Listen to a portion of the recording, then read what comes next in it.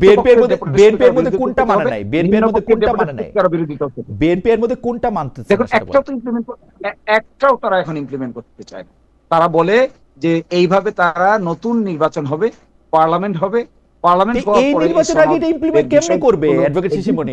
এই নির্বাচন আগে এটা ইমপ্লিমেন্ট করবে কেমনে? আপনি আমারে বলেন না।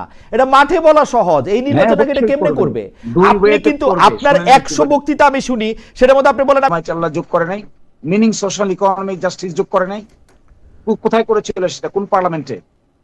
আজকে কেন এই কথা বলছেন? কারণ তারা গণ অভ্যুত্থানের যে শক্তি, এই শক্তিকে তারা ঐতিহাসিকভাবে সাংবিধানিকরণ করতে চান না। এখানেই তাদের রাজনীতি। আমি ধন্যবাদ হেলাল ভাইও। হেলাল ভাই কি কিছু, হেলাল ভাই আপনি শিশিরমণির, অ্যাডভোকেট শিশিরমণির যথেষ্ট পরিমাণে হাসছেন, আপনাকে একটু কি জানি বলে একটু রাগ রাগ মনে হচ্ছে, আপনি এক লাইন বলে হেসে দর্শকদের উদ্দেশ্যে আমাদের অনুষ্ঠান শেষ করতে পারেন। আমরা আপনার না, আমি বলতে চাই শিশিরমণির উদ্দেশ্যে, ডাকসু নির্বাচনের পর এর ফলাফলটা জাতীয় নির্বাচনে কতটা পড়তে পারে, পাশাপাশি জাতীয় যে ঐক্যমত কমিশনের বৈঠক চলছে দীর্ঘদিন যাবত, এখানে কাদের কারণে ঐক্য হচ্ছে না? অবশেষে সবকিছু ফাঁস করলেন শিশিরমণির সাংবাদিক খালেদ মহিউদ্দিনের কাছে। বিএনপির কারণে নাকি কিছুই করা যাচ্ছে না, বিএনপির কাছে সরকার নাকি জিম্মি হয়ে আছে, তার কথা এমনটাই বোঝা গিয়েছে। পাশাপাশি ডাকসু নির্বাচনে এই জামাত ইসলাম বা শিবির কত কোটি টাকা খরচ করেছে, এই প্রশ্নটাকে করা হয়েছিল। চলুন আমরা আলোচনা শুনবো। আজিজুল বাড়ি হেলাল ভাই, আপনি আমাদের সাথে যুক্ত হয়েছেন, সেজন্য আপনি আমাদের ধন্যবাদ জানবেন। আপনাকে শুভেচ্ছা এবং স্বাগতম। ধন্যবাদ। আমাদের সাথে আরও রয়েছেন বাংলাদেশ সুপ্রিম কোর্টের আইনজীবী অ্যাডভোকেট মোহাম্মদ শিশির মনির সুনামগঞ্জের শাল্লা থেকে আমাদের সাথে যুক্ত হয়েছেন। আপনাকে অনেক ধন্যবাদ অ্যাডভোকেট শিশির মনির, আপনার ব্যস্ততা এবং অন্যান্য কাজকর্মের মধ্যেও আপনি আমাদের সময় দিয়েছেন, সেজন্য আপনি আমাদের শুভেচ্ছা এবং ধন্যবাদ জানবেন। আমি প্রথমেই একটু হেলাল ভাই আপনার কাছে যেতে চাই। হেলাল ভাই, আমরা একটু পুরনো প্রসঙ্গ ধরে, মানে আজ থেকে ঠিক এক সপ্তাহ আগে ডাকসু ইলেকশনটা হয়েছিল, ডাকসু ইলেকশনে এক ধরনের রেজাল্ট হয়েছে, তারপর আবার ডাকসু হয়েছে, এই ব্যাপারগুলি সবারই জানা। কিন্তু আমি সরাসরি প্রশ্ন করতে চাই যে এই ডাকসু ইলেকশনে অনেকেই বলছেন এক ধরনের ভরাডুবি হয়েছে ছাত্রদলের, যে ছাত্রদল অনেক বেশি স্ট্রং থাকার কথা, এইটার জন্য অনেকেই আবার দায়ী করে থাকেন যারা ছাত্রদলকে পরিচালনা করেছেন, অর্থাৎ সাবেক ছাত্র নেতাদের অনেক ক্ষেত্রে। সেই ক্ষেত্রে এই দায় আপনার উপরেও এসে পড়ে কিনা, এবং আপনি মনে করেন কিনা যে ছাত্র দল যে ক্যাম্পেইন করেছে বা ক্যাম্পেইনের মধ্যে যে বিষয়গুলি সামনে এনেছে সেগুলি ভুল ছিল, বা ছাত্রদের ভোট চাওয়ার ক্ষেত্রে, ভোট পরিকল্পনার ক্ষেত্রে ভুল ছিল, অথবা সারা দেশে বিএনপি যেসব কারণে সমালোচিত হচ্ছে, অর্থাৎ চাঁদাবাজি, দুর্নীতি, প্রশাসনের হস্তক্ষেপ, সেইটার প্রভাব হলো? আপনি কি মনে করছেন হেলাল ভাই? ধন্যবাদ। আপনি একটা প্রশ্ন করছেন, এটা অনেক তাৎপর্যপূর্ণ প্রশ্ন। এটা উত্তর দিতে গেলে আমাকে একটু সময় দিতে হবে। আমি বলতে চাচ্ছি যে আপনি বলছেন যে সাবেক ছাত্র নেতা বা বিএনপির উপরে দায় বর্তায় কিনা। আমি প্রথমে মনে করি যে victory has many father's but defeat is orphan. আপনি জানেন, এখন সেই ডিফিটটা কি ছাত্র দলের হয়েছে আর উইনটা কি ছাত্র শিবিরের হয়েছে, এই প্রশ্ন আমি প্রথমে যাব। দেখেন, ছাত্র শিবিরের নিজের নামে কিন্তু তিনি ইলেকশনটা করতে পারেননি, অর্থাৎ রাজনৈতিকভাবে ছাত্র শিবিরের জয়লাভ হয়েছে এটা কখনো বলা যাবে না। তাকে একটা ঐক্য করতে হয়েছে, সেই ঐক্যটা করেছে আপনার পরাজিত যে মাফিয়ারা ছিল ছাত্রলীগ, সেই ছাত্রলীগ ছাত্র শিবিরের মধ্যে যে ঐক্যটা গত 17 বছর ধরে তারা চালিয়ে যাচ্ছিল। অর্থাৎ আপনার গত 17 বছরে ছাত্র শিবির এবং ছাত্রলীগ ক্যাম্পাসে ছিল, কিন্তু ঢাকা বিশ্ববিদ্যালয়ের ছাত্রদল 1 সেকেন্ডের জন্য গত 17 বছর ক্যাম্পাসে থাকতে পারেনি। এইখানে ছাত্র শিবিরের একটা অ্যাডভান্টেজ পয়েন্ট রয়েছে। এবং দেখা গেছে 5ই আগস্টের পরে যখন পরিবর্তন হলো, তখনও ছাত্রলীগের সব ছেলে পেলে যে ক্যাম্পাস থেকে বেরিয়ে গেছে তা না, অধিকাংশ ছাত্রলীগের ছেলেরা ক্যাম্পাসে আবার ছাত্র শিবিরের সাথে ওই আগের মতো যোগবদ্ধ ভাবে ছিল। যেহেতু ছাত্র শিবির কেমোফ্লেজ করে ছাত্রলীগের মধ্যে ছিল, কিন্তু 5ই আগস্টের পরে তারা তাদের পরিচয়টা বের করলো যে আমরা ছাত্র শিবির। আপনার ছাত্র শিবিরের বিভিন্ন কমিটিতে সেটা দেখেছেন এবং এটা নিয়ে হাইকোর্টে রিটও হয়েছে। অর্থাৎ ছাত্রলীগ এবং ছাত্র শিবিরের যৌথ প্রযোজনায় যে ভর্তি হয়েছে, এবং এই 17 বছরে তারা এখানে কাজ করেছে, ছাত্রদল সেখান থেকে মাত্র 1 বছর কাজ করার সুযোগ পেয়েছে। এবং আরেকটি বিষয় আপনি দেখবেন যে একটা ইমোশনাল ব্ল্যাকমেইল এখানে করা হয়েছে, যেটা পলিটিক্সে ইন লং রান আমাদের ক্ষতির কারণ হবে। যেমন হলে যখন ডাকসু নির্বাচনের স্কেডিউল ঘোষণা করা হলো বা তখন ছাত্র শিবির আপনার সাধারণ ছাত্রদের নাম ধারণ করে ছাত্রলীগকে নিয়ে তারা একটা ঘোষণা করলো যে হলে হলে ছাত্র রাজনীতি করা যাবে না। আমি বিশ্বাস করি গত 17 বছরে হলগুলোতে যেভাবে আপনার গণরুম গেস্টরুমের নির্যাতন করা। আমি কি একটু ইন্টারাপ্ট করতে পারি? মানে আপনি কি এইটা বলতে চাইতেছেন যে মানে ছাত্র শিবির নিজের নাম দেয়া প্যানেল দেয় নাই এবং ছাত্রলীগের সাথে তারা একটা আতাত করে তারা ছাত্রদলকে হারাইছে, এইটা কি ব্যাপার? আমি বলছি যে গত 17 বছর ছাত্রলীগ এবং ছাত্র শিবির একত্রে ক্যাম্পাসে ছিল। 5ই আগস্টের পরিবর্তনের পরে তাদের একত্রে কি ছিল হেলাল ভাই? ওই ক্যামোফ্লেজ করেছিল। আপনি দেখছেন যখন ছাত্র শিবিরের কমিটি ডিক্লেয়ার করা হচ্ছে তখন বলা হচ্ছে যে অমুকে ছাত্রলীগের কলা ভবনের অমুক ছিল। যেমন ফরাদের বিষয়ে বলা হয়েছে, ফলাদের বিষয়ে বলা হয়েছে সমাজ কল্যাণ ইনস্টিটিউটের সে সেক্রেটারি ছিল ছাত্রলীগের। এটার জন্য রিটও হলো, আপনি এটার জন্য রিটও হলো। সুতরাং আমি বলছি তারা একটা কৌশল অবলম্বন করেছে। মানে আপনি জানেন যে কোন কৌশলই আমি যদি এখন ছাত্রলীগের কমিটিতে থাকছে বলে ফরহাদ সাহেবকে এবং সাদিক কায়েম সাহেবকে বলিও, তাহলে তাতে কি তারা এটা ভোটে কোনো অ্যাডভান্টেজ পাবে? মানে আমি আওয়ামী লীগে লুকায় ছিলাম, এখন আওয়ামী লীগ আমার ভোট দিবে, এগুলি যুক্তির কথা হেলাল ভাই? আপনি যুক্তির কথা এই জন্য যে ছাত্রলীগের ভিতরে ছাত্র শিবির ক্যামোফ্লেজ করেছিল। যখন ছাত্র শিবির 5ই আগস্টের পর নিজের পরিচয়টা বের করলো তখন ছাত্রলীগের আশ্রয়স্থল হয়ে গেল ছাত্র শিবির। অর্থাৎ তাদের মধ্যে একটা নেক্সাস বা একটা অ্যালায়েন্স তৈরি হলো গোপনে সেটা। এবং আমি একটা গোপনে মানে আশ্রয়টা হলো গোপনে, তাই না হেলাল ভাই? গোপনে। কিন্তু আরেকটা কথা আপনি বলতে পারেন, বিএনপি যে প্রকাশ্যে আওয়ামী লীগের আশ্রয় দিয়ে আসলো সেইটার কি হবে? গত এক বছর ধরে আপনি বলছেন ডাকসু নির্বাচনে বিএনপি প্রকাশ্যে আওয়ামী লীগকে সাপোর্ট দিচ্ছে এরকম একটা দেখান। বরঞ্চ আমাদের জামাত ইসলামের আমির শফিকুর রহমান সাহেব প্রথমেই বলেছে যে আওয়ামী লীগকে ক্ষমা করা যেতে পারে, অতএব আওয়ামী লীগকে ক্ষমা করতে হবে। এবং প্রেস ক্লাবে তাদের দহরম মহরম দেখেছি। এবং বাংলাদেশে এখনো আওয়ামী লীগ পুনর্বাসনে জামাত ইসলামের যে কাজ করছে, যা আমরা যারা প্রান্তিক পর্যায়ে কাজ রাজনীতি করি, শিশির মনিরও প্রান্তিক পর্যায়ে কাজ করে, কিভাবে আপনার আওয়ামী লীগকে বিভিন্ন ভাবে শেল্টার দেওয়া হচ্ছে এটা আমরা দেখেছি। আপনি যদি সময় দেন তাহলে আমি এটা নিয়ে ঠিক আছে দিতে পারি। মানে ব্যাপারটা হলো কি যে জামায়াত যেহেতু আওয়ামী লীগের সাথে একটা দহরম মহরম আছে, ছাত্রলীগের সাথে যাতে ছাত্র শিবিরের একটা দহরম মহরম আছে, এই জন্য তারা ডাকসুতে জিতছে, ব্যাপারটা কি এরকম? এবং ডাকসুতে যে ভোটের ব্যবধানটা দেখেন, এই ব্যবধানটা কিন্তু এত হওয়ার কথা না। ওরা এই জন্য জিতছে এটা আমি বুঝলাম, কিন্তু ছাত্রদল হারলো কেন? ছাত্রদল তো একসময় সবার সাথেই। আমি তো বললাম যে আমরা 17 বছর কাজ করতে পারিনি, মাত্র 1 বছর কাজ করেছি। সেখানে আরেকটা বিষয় আপনি যেটা বলতে দেননি যে হলে হলে ছাত্র রাজনীতি বন্ধ করতে হবে। একটা ইসলামী ছাত্র শিবির সাধারণ ছাত্রদের নাম করে এই ন্যারেটিভটা তুলেছিল। এবং আমি বলছি যে 17 বছরের হলগুলোতে যে গণরুম গেস্টরুমে যে নির্যাতন, সেখানে ছাত্ররা একটা ট্রমাটাইজ ছিল যে আসলে যদি হলে হলে ছাত্র রাজনীতি হয় তাহলে তো মনে আবার সেই অবস্থা ফিরে যাবে। এই যে তাৎক্ষণিক একটা ইমোশনটা ছাত্রদের ইমোশনটা কাজে লাগিয়েছে। এবং ছাত্র আমার বক্তব্যটা শেষ শেষ করলে আপনি বুঝবেন। আমরা তখন লঙ্গার ভার্সন চিন্তা করলাম যে হলে হলে ছাত্র রাজনীতি না করলে ছাত্র রাজনীতির ভবিষ্যৎটা কি? আপনি খালি কোথায় করবেন? ক্যাম্পাসে কোথায়? ক্যাম্পাস বলতে তো হল। আপনি ঢাকা বিশ্ববিদ্যালয়ের ছাত্র মানে হলের ছাত্র রাজনীতি বন্ধ করার যে অযৌক্তিক একটা কথা তারা বলেছিল, এবং ওইখানে একটা 17 বছরের যে ট্রমা ছাত্রদের, ওই আবেগটা ছাত্র তখন কাজ করেছে। কিন্তু ছাত্রদল বিপরীতে গেল, লঙ্গার ভার্সন চিন্তা করলো যে না, হলে হলে ছাত্র রাজনীতি করতে হবে, এই জন্য আমরা কমিটিও দিলাম। এইখানে ছাত্র শিবির বা ছাত্রলীগ একটা আপনার একটা তাৎক্ষণিক একটা ইমোশনকে তারা আমরা এটা বিস্তারিত আলাপে আসবো না, কিন্তু মোটামুটি ভাবে ছাত্র দলের ক্যাম্পেইনে কোনো ভুল ছিল না, ছাত্র দলের অন্য কার্যক্রমে বা কোনো ভুল ছিল না, বিএনপির কোনো সমালোচিত বা বিতর্কিত কোনো কার্যক্রমেরও কোনো প্রভাব ছিল না। যা মানে আমি বুঝলাম আর কি আপনার কথায়, যে ডাকসুতে এটা হচ্ছে কারণ ইসলামী ছাত্র শিবির আর ছাত্রলীগে এক হয়ে গেছিল, ছাত্র দলকে রাজনীতি করতে দেয় নাই, তারপরে হলে কমিটি করতে দেন, এই জন্যই তো, আর বাকি সব ঠিক ছিল। আমি আরেকটা ভুলের কথা বলি, আপনি আমাদের একটু সমালোচনা করি। আজকে দেখেন ছাত্রদল প্রায় 5,000-এর উপর, 5,500 ভোট পেয়েছে, 5,700 মতো আমাদের ভিপি পদ ভোট পেয়েছে। আপনি দেখেন বামপন্থী মেঘমল্লার বসুরা 5,000 ভোট পেয়েছে, ওবামা 3 থেকে 3,500 ভোট পেয়েছে।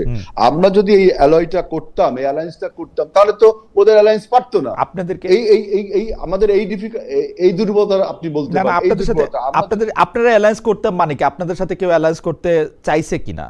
চাইও তো নাই কেউ, সেটা অন্য বিষয়, এটা আমাদের বিষয়। আমরা অন্য দল দ্বারা আমার এই বক্তব্য শুনছে, আমাদের ওই যে আমরা যদি এই যে শিবির যে ছাত্রলীগের সাথে ঐক্যবদ্ধ হয়েছে, আমরা যদি যারা ইন্ডিপেন্ডেন্ট ইলেকশন, ছাত্রদল ইন্ডিপেন্ডেন্ট ইলেকশন করেছে, আমরা যদি অন্য সংগঠনের সাথে, বামপন্থীর সাথে, স্বতন্ত্রের সাথে ঐক্যবদ্ধ করতাম, তাহলে কিন্তু শিবির আপনার এত ম্যানিপুলেশন করার পরেও, এত ইঞ্জিনিয়ারিং করার পরেও জিততে পারতো না। ওকে, এই জায়গাটা আমাদের, আচ্ছা ঠিক আছে, এই দুর্বলতা আপনি বলতে পারেন। আমার মনে হয় যে হেলাল ভাই আপনি যা বলেছেন তা নিশ্চয়ই আপনি তবে ডাকসু নির্বাচনে কিন্তু আমরা সাধুবাদ জানিয়েছি, ধন্যবাদ জানিয়েছি, সেটা আপনি জানাইছেন, কিন্তু নেতাদেরকেও ধন্যবাদ। কিন্তু হেলাল ভাই, আমার মনে হয় যে আপনি আপনার বক্তব্যটা নিশ্চয়ই ভেবেচিন্তেই বলছেন, বা এটা আপনার দলের অবস্থান থেকে আপনি বলছেন। কিন্তু আমার কাছে মনে হয় যে যুক্তিগুলি আপনি দেখাচ্ছেন সেগুলি হয়তো আপনি আবার একটু রিভাইজ করবেন কিনা, একটু দেখবেন কিনা, কারণ আপনি যতদিন পর্যন্ত, এটা আপনার ব্যাপার, দর্শকরা শুনছে। আমি নেক্সট ইলেকশনে তো আমাদের অবশ্যই আমি একটু অ্যাডভোকেট শিশির মনির কাছে যেতে চাই, অবশ্যই নতুন করে ভাবতে হবে। অ্যাডভোকেট শিশির মনির কাছে আপনি যেতে চাই। খালি আমি একটু বলে রাখি হেলাল ভাই, আপনি ইউনিভার্সিটিতে আমার শুধু বড় ভাই নন, আপনি বিভিন্ন বিষয়ে আপনার সাথে আমার অনেক কথা, আপনার যুক্তি আমার পছন্দ হয় না, এটা আমি খালি বলে রাখলাম আর কি। যাই হোক, আমি একটু অ্যাডভোকেট শিশির মনির কাছে একটু যাই। অ্যাডভোকেট শিশির মনির, আপনারা যে ডাকসু এবং জাকসুতে এরকম একটা জয় পেল, আর আপনারা বলতে ইসলামী ছাত্র শিবির যে পেল, আমি যদি জামায়াত ইসলামী কে মনে করি যে একটা প্যারেন্ট অর্গানাইজেশন বা একটা বড় অর্গানাইজেশন, সেই অর্থে আমি বলতেছি, বা আপনি নিজে আগে ইসলামী ছাত্র শিবির করতে, সেই অর্থে বলতেছি, মানে কোনো ইয়া করার জন্য না। তো সেই ক্ষেত্রে আপনি কাকে আসলে বেশি ক্রেডিট দিবেন, যে এটা কিসের জন্য, মানে আপনাদের আসলে এই জয়ের পেছনে সবচেয়ে বড় নিয়ামক ভূমিকা কে পালন করছে? আমার প্রশ্নটার আরেকটু ছোট্ট লেজ আছে, লেজটা হচ্ছে এরকম, আমরা কিন্তু জানি ইসলামী ছাত্র শিবির বা জামায়াতে ইসলামী কিরকম করে জীবন পরিচালনা করবে, তারা একটা নির্দিষ্ট একটা কাঠামোর মধ্যে, একটা নিয়ম কানুনের মধ্যে, আপনি নিজেও বড় নেতা আছেন, ছিলেন, সেটা আপনি জানেন। কিন্তু আমরা এবার যখন ক্যাম্পেইন দেখছি, সেই ক্যাম্পেইনের ক্ষেত্রে, বিশেষ করে ঢাকা বিশ্ববিদ্যালয়ের ক্যাম্পেইনের ক্ষেত্রে আমরা দেখছি যে সেসব নিয়ম কানুন, অর্থাৎ নারী পুরুষ আলাদা করে যে ক্যাম্পেইন চালানোর কথা, সেই মিটিং সিটিংগুলি যে আলাদা হওয়ার কথা, কঠোর পর্দা প্রথা মানার কথা, সেগুলি আপনারা শিথিল করছেন। সেটা কি শুধু ঢাকা বিশ্ববিদ্যালয়ের জন্য শিথিল করছেন? আপনাদের জামাতে ইসলামের সিস্টেমই চেঞ্জ হয়েছে? কারণ আমি যদ্দূর খবর রাখি, আমি দেখি যে আপনারা এইসব বিষয়ে এত স্ট্রিক্ট যে ছাত্র শিবির এবং জামায়াতের যে গঠনতন্ত্র আছে, আপনারা প্রায়ই সদস্য পদ লাভের যোগ্যতা এবং অযোগ্যতা, এমনকি সদস্য পদ খারিজের ক্ষেত্রে এগুলিকে অনেক প্রাধান্য দেন। কিন্তু এইবার আমরা ক্যাম্পেইনেও দেখছি, পরেও দেখছি, কথায়ও দেখছি, সেগুলির ব্যাপারে আপনাদের চেঞ্জ আমি দেখতে পাচ্ছি। আমার প্রশ্নের দুটি অংশ, একটি হচ্ছে যে আপনি কৃতিত্ব কারে দিবেন, দুই হচ্ছে এই পরিবর্তন যে আমি দেখতে পাচ্ছি, এই পরিবর্তন কি জামায়াতে ইসলামী বা ইসলামী ছাত্র শিবিরেরই পরিবর্তন, নাকি এটা শুধু আপাত পরিবর্তন ডাকসু নির্বাচনকে বা জাকসু নির্বাচনকে সামনে রেখে? অ্যাডভোকেট শিশির মনির।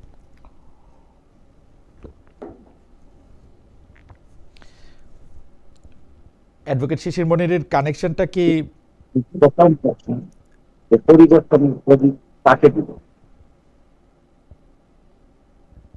যে অ্যাডভোকেট শিশির মনির, এখন আমরা আপনাকে শুনতে পাচ্ছি, আপনি একটু জোরে বলবেন। হ্যাঁ, আপনি প্রথমে কৃতিত্বটা একটু বললেন।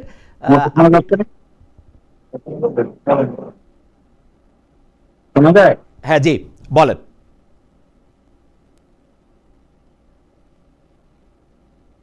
এই পরিবর্তনের প্রথম ক্রেডিট দিব আমি ক্যান্ডিডেটের, যে ক্যান্ডিডেট তারা চুজ করেছে, যে ধরনের ক্যান্ডিডেট চুজ করা হয়েছে, এই ক্যান্ডিডেট এখানে একটা বিরাট ফ্যাক্টর হিসেবে কাজ করেছে বলে আমার আন্ডারস্ট্যান্ডিং হয়েছে।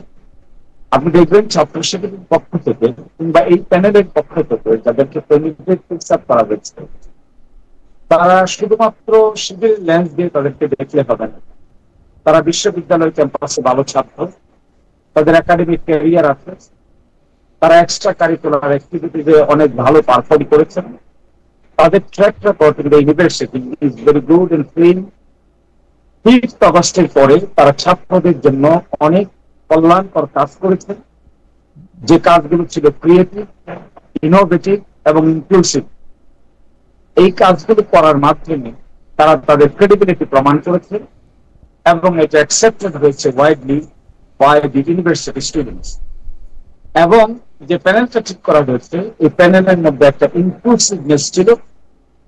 এই ইনক্লুসিভনেসটা এখানে গুরুত্বপূর্ণ ভূমিকা পালন করেছে বলে আমি মনে করি। একই সাথে অ্যাডভোকেট শিশির মনির, আমার একটা ছোট্ট জিজ্ঞাসা আছে।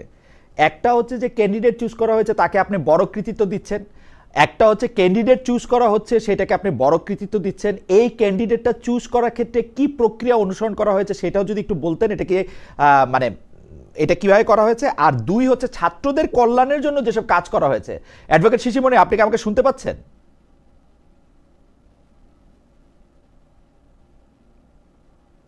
অ্যাডভোকেট শিশির, আপনি কি আমাকে শুনতে পাচ্ছেন? শুনতে পাচ্ছি। আমার 2টা প্রশ্ন, ক্যান্ডিডেটটা কিভাবে চুজ করা হয়েছে সেটাও যদি একটু বলতেন, প্রক্রিয়াটা কি অনুসরণ করা হয়েছে। 2, ছাত্রদের কল্যাণের জন্য যে ছাত্রদের কল্যাণের জন্য যে কাজগুলি করা হয়েছে সেইটার ব্যয় তো আছে কিছু। অনেকেই বলছেন যে কোটি কোটি কোটি টাকা জামায়াতে ইসলামী ছাত্র শিবিরকে দিয়েছে। এই ব্যাপারটাও যদি একটু আমাদের বলতেন যে এই টাকা আসলে কত টাকা খরচ হয়েছে, কিভাবে এই টাকাগুলি এসেছে এই ছাত্রদের কাছে। জনাব শিশির মনির। আপনি আমাকে প্রথম যে 2টা প্রশ্ন করেছিলেন, আপনি আমাকে প্রথম যে 2টা প্রশ্ন করেছিলেন তার উত্তর আমি দিতে পারি নাই। না, সেইটার মধ্যে থেকেই উত্তর। আপনি বলেছেন যে আমি বলেছি যে বিজয়ের জন্য আপনি কাকে কৃতিত্ব দিবেন, সেটার মধ্যে আপনি বলছেন যে ক্যান্ডিডেট চুজ করা হয়েছে খুবইটা, আর ছাত্রদের কল্যাণের জন্য কাজ করা হয়েছে। আমি জাস্ট স্পষ্ট করলাম যে ক্যান্ডিডেট চুজ করাটা কিভাবে হয়েছে, আর ছাত্রদের কল্যাণের জন্য যে টাকাগুলি ব্যয় করা হয়েছে সেগুলি কোত্থেকে এসছে বা কত টাকা ব্যয় করা হয়েছে।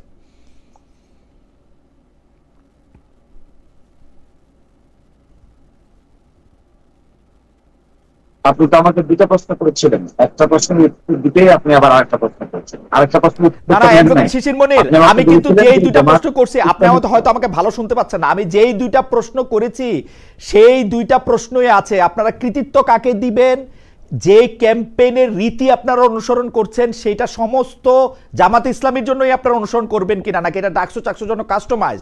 আর যে কৃতিত্বের প্রশ্নে আপনি উত্তর দিয়েছেন ক্যান্ডিডেট চুজ করা ভালো হয়েছে। 2 হচ্ছে আপনাদের যারা ছাত্র কল্যাণে অনেকগুলি কাজ করা হয়েছে। আমার প্রশ্ন এই 2টা কিভাবে করা হয়েছে, কত টাকা ব্যয় করা হয়েছে, ওইটা যদি একটু বলে দ্বিতীয় প্রশ্নে আসেন। আমি নতুন প্রশ্ন করি নাই।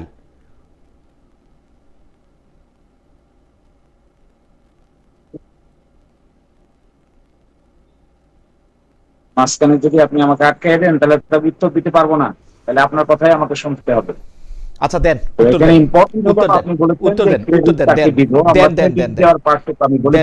কথা বলেন। সেকেন্ড বলতেছেন যে এটার ব্যয় কোথা থেকে এসেছে। আপনি দেখবেন ছাত্র শিবির এমন একটা অর্গানাইজেশন, তার নিজস্ব ফাইন্যান্সিয়াল মেকানিজম আছে এবং নিজস্ব ইন্ডিপেন্ডেন্ট স্ট্রং মেকানিজম আছে। এই মেকানিজমটা আপনি ভিতর থেকে না দেখলে বুঝতে পারবেন না। This is a very beautiful mechanism. এবং আর্থিক কারণে তারা যেভাবে অর্থনৈতিক বিষয়টাকে যেভাবে ম্যানেজ করে, সংগঠনের সদস্যদের, সাথীদের, শুভাকাঙ্ক্ষীদের কাছ থেকে যেভাবে কন্ট্রিবিউশন তারা নেয় এবং যে ট্রান্সপারেন্ট অ্যাকাউন্টেবল মেকানিজমে তারা এগুলো মেনটেন করে, এগুলো ভেরি ইনোভেটিভ আইডিয়া তারা এখানে ইনক্লুড করেছে।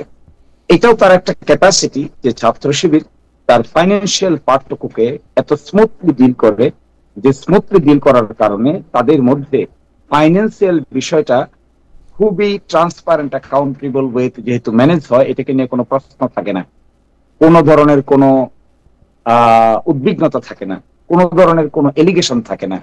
ফলে ছাত্র শিবিরের ফাইন্যান্স আপনি যদি অডিট করতে চান, আপনি অডিট রিপোর্ট দেখতে পাবেন। ওই অডিট রিপোর্ট দেখলে আপনি বুঝতে পারবেন কিভাবে আয় হলো আর কোথায় ব্যয় হলো। এবং I hope you will be satisfied to go through their audit report, yearly audit, 6 monthly audit এবং 3 মাসের অডিট। আমার ধারণা, আমি যখন এই সংগঠনে ছিলাম, এত ট্রান্সপারেন্ট মেকানিজমে ফাইন্যান্সিয়াল সিস্টেম বিল্ড আপ করা হয় এবং কন্টিনিউ করা হয়, এটার প্যারালাল আরেকটা এক্সাম্পল সম্ভবত আমাদের দেশে আপাতত কেউ এস্টাবলিশ করতে পারে নাই। This is what is an internal beauty. আর সেকেন্ড বলছেন যে জামায়াত ইসলামীর পলিসিতেই পরিবর্তন হয়েছে না অনলি শিবির। যে ইনক্লুসিভনেস এর কথা আমরা বলে আসছি, যে আমার ভাই একটু আগে যে কথাগুলো বলেছেন, এটা যে ডিনায়াল মোড, আমি মনে করি ডিনায়াল মোড কোনো আন্ডারস্ট্যান্ডিং এর জন্য ভালো মোড না। একটা প্যানেল বিজয়ী হয়েছে, এখন তারা দেখছেন এখানে কার সাথে আঘাত করা হয়েছে, কি ধরনের ক্যান্ডিডেট ঠিক করেছেন তা কি প্রশ্ন করেছেন? যে ধরনের ক্যান্ডিডেট তারা দিয়েছেন তাদের প্রি ক্রেডেন্সিয়ালস আছে একাডেমিক, তা কি টেস্ট করেছেন? যাদেরকে তারা ফিক্স করেছেন তারা কি ধরনের এজেন্ডা ফিক্স আপ করেছেন এই প্রশ্ন করেছেন? তারা কি এই প্রশ্ন করেছেন যে 5ই আগস্টের পরে ছাত্রদের জন্য ছাত্র বান্ধব কি কি কাজ তারা করেছেন, এটাকে অ্যানালাইসিস করেছেন? এই অ্যানালাইসিস না করে যদি আপনি ষড়যন্ত্র তত্ত্ব দাঁড় করাতে পারবেন, কিন্তু ডিনায়াল মোডে কোনোদিন সত্যের দেখা খুঁজে পাবেন না। ফলে আমি মনে করি এই যে একটা পরিবর্তন এসেছে, ইনক্লুসিভনেস, ভালো ক্যান্ডিডেট ফিক্স করা এবং এজেন্ডা ফিক্স আপ করা, এজেন্ডা গুলো ছাত্রদের কল্যাণে হওয়া, এই পরিবর্তনগুলিকে শুধু ছাত্র শিবির নয়, এগুলো আপনি আগামীতে জামায়াত ইসলামের এজেন্ডাতেও পরিবর্তন দেখতে পাবেন, ইনক্লুসিভনেসে পরিবর্তন দেখতে পাবেন, মাইনরিটি এবং রিলিজিয়াস গ্রুপের সঙ্গে বিহেভিয়ার এবং আচরণে পরিবর্তন দেখতে পাবেন। এবং অবশ্যই আমরা আগামী নির্বাচনে ক্রিয়েটিভ ইনোভেটিভ আইডিয়া ইন্ট্রোডিউস করব, যা নাকি বাংলাদেশের মানুষের সামনে একটা ধর্ম, বর্ণ, শ্রেণী নির্বিশেষে নতুন রাজনৈতিক চিন্তা ভাবনার বহিঃপ্রকাশ করে। এগুলোই আমরা আগামীতে শুধুমাত্র শিবিরে নয়, জামাত ইসলামী তার ন্যাশনাল নির্বাচনে এই এজেন্ডা গুলো প্রকাশ করবে। আমাদের প্রত্যাশা যে হয়তো বাংলাদেশের সামনে বিকল্প রাজনৈতিক চিন্তা ভাবনা হিসেবে, ইনক্লুসিভ পলিটিক্স হিসেবে নতুন ডাইমেনশন অ্যাড করবো আমরা, যা ছাত্র শিবির এটা প্রাথমিক ম্যানিফেস্টেশন মাত্র। আর জামায়াত ইসলামী জাতীয় নির্বাচনে তা অত্যন্ত জোরসোরে পরিকল্পনা চলছে, আলোচনা চলছে, প্রিপারেশন চলছে। আপনারা দ্রুতই তার ম্যানিফেস্টেশন দেখতে পাবেন। অ্যাডভোকেট শিশির মনির, আপনি অনুমতি দিলে আপনাকে আমি আবার জিনিসটা বলি। আপনি কি শুনতে পাচ্ছেন? আপনি কানে ওইটা দিলে কি শুনতে পাবেন? অ্যাডভোকেট শিশির মনির, আমি কিন্তু শিবিরের ফিনান্সিয়াল জায়গা নিয়ে আমি প্রশ্ন আমি এই পর্যায়ে আমি আপনাকে প্রশ্ন করি নাই। আমি শুধু বলছি যখন ছাত্রদের কল্যাণের জন্য যেগুলি ব্যয় করা হয়েছে সে ব্যয়ের মধ্যে থেকে জামায়াতে ইসলামী বাড়তি কোনো টাকা শিবিরকে এই সময় দিয়েছে কিনা। কেউ কেউ বলে থাকেন যে কোটি কোটি টাকা ব্যয় করা হয়েছে। আমার প্রশ্ন হচ্ছে যে দেয়া হয়েছে কিনা জামায়াতে ইসলামী থেকে ইসলামী ছাত্র সংগঠনের জন্য, মানে এই প্যানেলটার জন্য।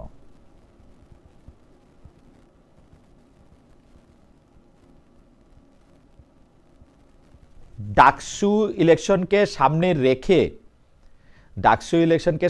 রেখে অ্যাডভোকেট মনির, আপনি কি আমাকে শুনতে পাচ্ছেন? জি জি, শুনতে পাচ্ছি আমি, প্লিজ বলেন। ডাকসু এবং জাকসু ইলেকশনকে সামনে রেখে, বিশেষ করে ডাকসু ইলেকশনকে সামনে রেখে ছাত্রদের কল্যাণের জন্য যে ব্যয় করা হয়েছে সে ব্যয়ের নির্বাহের জন্য জামায়াতে ইসলামী এই ছাত্র সংগঠনকে কোনো বাড়তি টাকা দিয়েছে কিনা, দিলে সেটার পরিমাণ কত? না, জামায়াত ইসলামী বাড়তি কোনো পয়সা ছাত্র শিবিরকে তার নির্বাচন পরিচালনার জন্য দেয়নি। ছাত্র শিবির তার নিজস্ব মেকানিজমে যে ফান্ড রেইজ করেছে সেই ফান্ডেই যথেষ্ট ছিল নির্বাচন পরিচালনা করার জন্য। এবং এই ক্ষেত্রে আমরা যারা অতীতে ছাত্র শিবির করেছি, আমরা আমাদের সাধ্য মতো সবাই এই ফান্ডে ডোনেট করেছি। দেশের বাইরে যারা অতীতে ছাত্র শিবির করেছেন তারাও এখানে সাধ্য মতো ভালো পরিমাণ পয়সা প্রয়োজন অনুযায়ী ডোনেট করেছেন। সেটা তারা খরচ করেছে, হিসাব রেখেছে, বাউচার রেখেছে, একটা ব্যালেন্স শিট তৈরি করেছে, সেটা রিপোর্ট তারা আমাদের কাছে দিয়েছে, আমরা সন্তুষ্ট হয়েছি। So this is what is the mechanism. Okay, এটা কি আপনারা প্রকাশ করবেন যে মোট কত টাকা ব্যয় করা হয়েছে এই এক বছরে ছাত্র কল্যাণের জন্য বা ছাত্রদের কল্যাণের জন্য? এবং এরকম কোন সিচুয়েশন এখনো আসেনি। যদি স্পেসিফিক্যালি মনে করেন আপনি এটা জানতে চান বা আপনার জানার প্রয়োজন আছে বা কোনো ব্যক্তি বিশেষ যদি জানতে চায়, তাহলে অবশ্যই তাকে আমরা আনুষ্ঠানিকভাবে উত্তর দিতে রাজি আছি। আপনি চিঠি পাঠান, we will give you answer. Thank you so much. আর দ্বিতীয় প্রশ্নটা সেটা হচ্ছে যে জামায়াতে ইসলামীর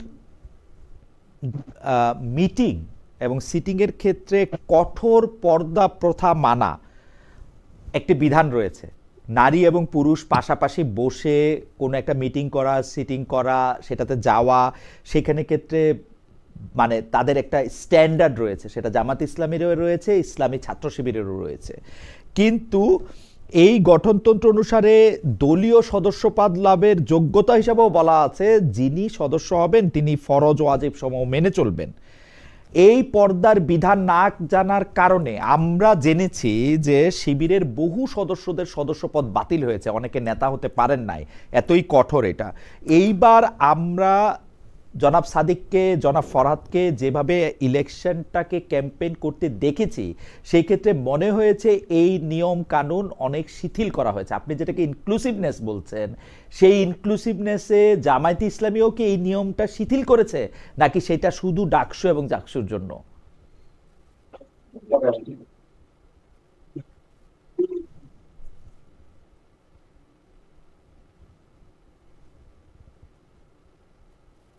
অ্যাডভোকেট মনির, আপনি যেটা বলছেন, জি, আপনি যে কথা বলছেন যে এখানে ফরজ এবং ওয়াজিবকে শিথিল করা হয়েছে, আচ্ছা কে কি পোশাক পরবে আর কে কি পোশাক পরবে না এটা ডিটারমিন করার দায়িত্ব তো আমার বা আপনার না। একজন ব্যক্তিকে হিজাব পরবে, কে নিকাব পরবে, কে আলট্রা মডার্ন ড্রেস পরবে, এটা সম্পূর্ণ তার ব্যক্তিগত ব্যাপার এবং তার রাইট টু প্রাইভেসি। এই রাইট টু প্রাইভেসিকে আমরা অলওয়েজ রেসপেক্ট করব। এখন এই ছাত্রদের প্যানেলে যাকে ইনক্লুসিভ প্যানেল হিসেবে একটি প্যানেলের সম্পাদকীয় পোস্টে তিনি অংশগ্রহণ করেছেন, তার পছন্দ মতো তিনি পোশাক করেছেন এবং প্রটোকল অনুযায়ী তিনি যেখানে বসবেন সেখানে তাকে বসতে দেওয়া হয়েছে, তিনি বলতেন ছিলেন। তাতে তো ছাত্র শিবিরের নীতি পদ্ধতিতে কোন ধরনের পরিবর্তনের প্রয়োজন আছে বলে দ্বন্দ্ব মনে করেন। পার্লামেন্টের মেম্বার ছিলেন আমরা, পার্লামেন্টের মেম্বার থাকা অবস্থায়, মিনিস্টার থাকা অবস্থায় আমাদের মন্ত্রীরা, মিনিস্টাররা পার্লামেন্ট পরিচালনা করেছেন, সেখানে মন্ত্রী হিসেবে দায়িত্ব পালন করেছেন, পার্লামেন্টের স্ট্যান্ডিং কমিটির নীতিকে উপস্থাপন করেছেন, সেখানে নারী পুরুষ নির্দিষ্ট অংশগ্রহণ করেছেন। এই যে পাবলিক ডোমেইনে জামায়াতে ইসলামী পাবলিক ডোমেইনে পার্টিসিপেট করছে, অন্যের রাইটকে এক্সারসাইজ করার জন্য রেসপেক্ট, রাইট টু প্রাইভেসিকে প্রোটেক্ট করছে, আমি তো মনে করি this innovative ideas and thoughts should be welcome by each and everyone. এবং এই ক্ষেত্রে ছাত্র শিবির বা জামায়াত ইসলামীর ব্যক্তিগত পন্থা মানার যে বিধান তা নিশ্চয়ই শিথিল না করেও পাবলিক ডোমেইনে এই সমস্ত কাজ করতে ছাত্র শিবিরের গঠনতন্ত্রে কোনো বাধা নেই, জামায়াত ইসলামের গঠনতন্ত্রের কোনো বাধা নেই। এবং আপনি দেখতে পাবেন আগামীতে জাতীয় সংসদ নির্বাচনে আমরা ধর্ম, বর্ণ এবং লিঙ্গ নির্বিশেষে আমরা এখানে সংসদ সদস্য পদপ্রার্থী দেওয়ার চেষ্টা করব, যেন বাংলাদেশের বৃহত্তর জনগোষ্ঠী আস্থা অর্জন করতে পারে।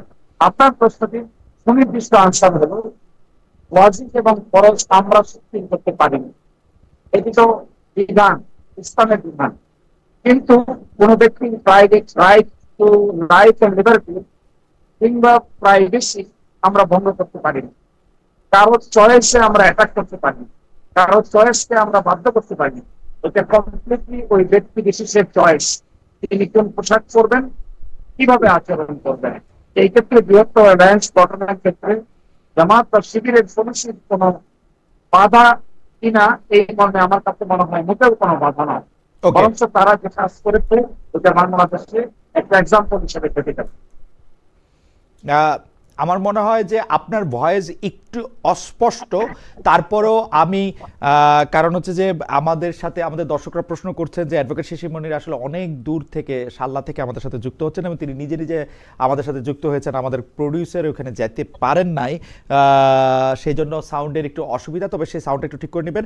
আমি যে যতটুকু জনাব শিশির মনিরকে বুঝলাম সেইটার মধ্যে তিনি বলতে চাইলেন যে এটা কে কি কোন পোশাক পরবে, কিভাবে ক্যাম্পেইন করবে, এটা তার নিজস্ব প্রাইভেসির জায়গা, এখানে জামাত শিবিরের আলাদা করে কোনো কিছু বলার নাই, পরিবর্তনের কোনো জায়গা নেই, এটা ইনক্লুসিভনেস।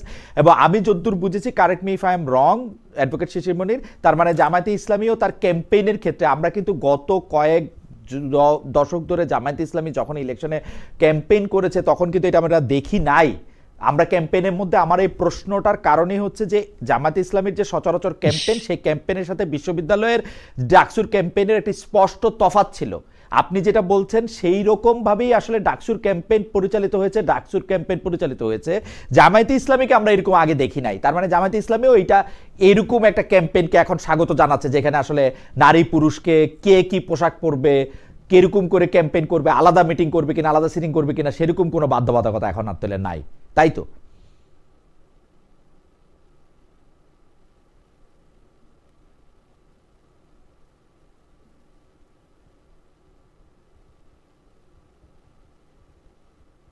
আমার মনে হয় এটাই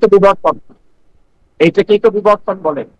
এবং সময়ের প্রেক্ষাপটে আপনি আপনার প্রোগ্রাম, চিন্তা চেতনাকে ঢেলে সাজাবেন, এইটাও ইসলামের একটি বিধান।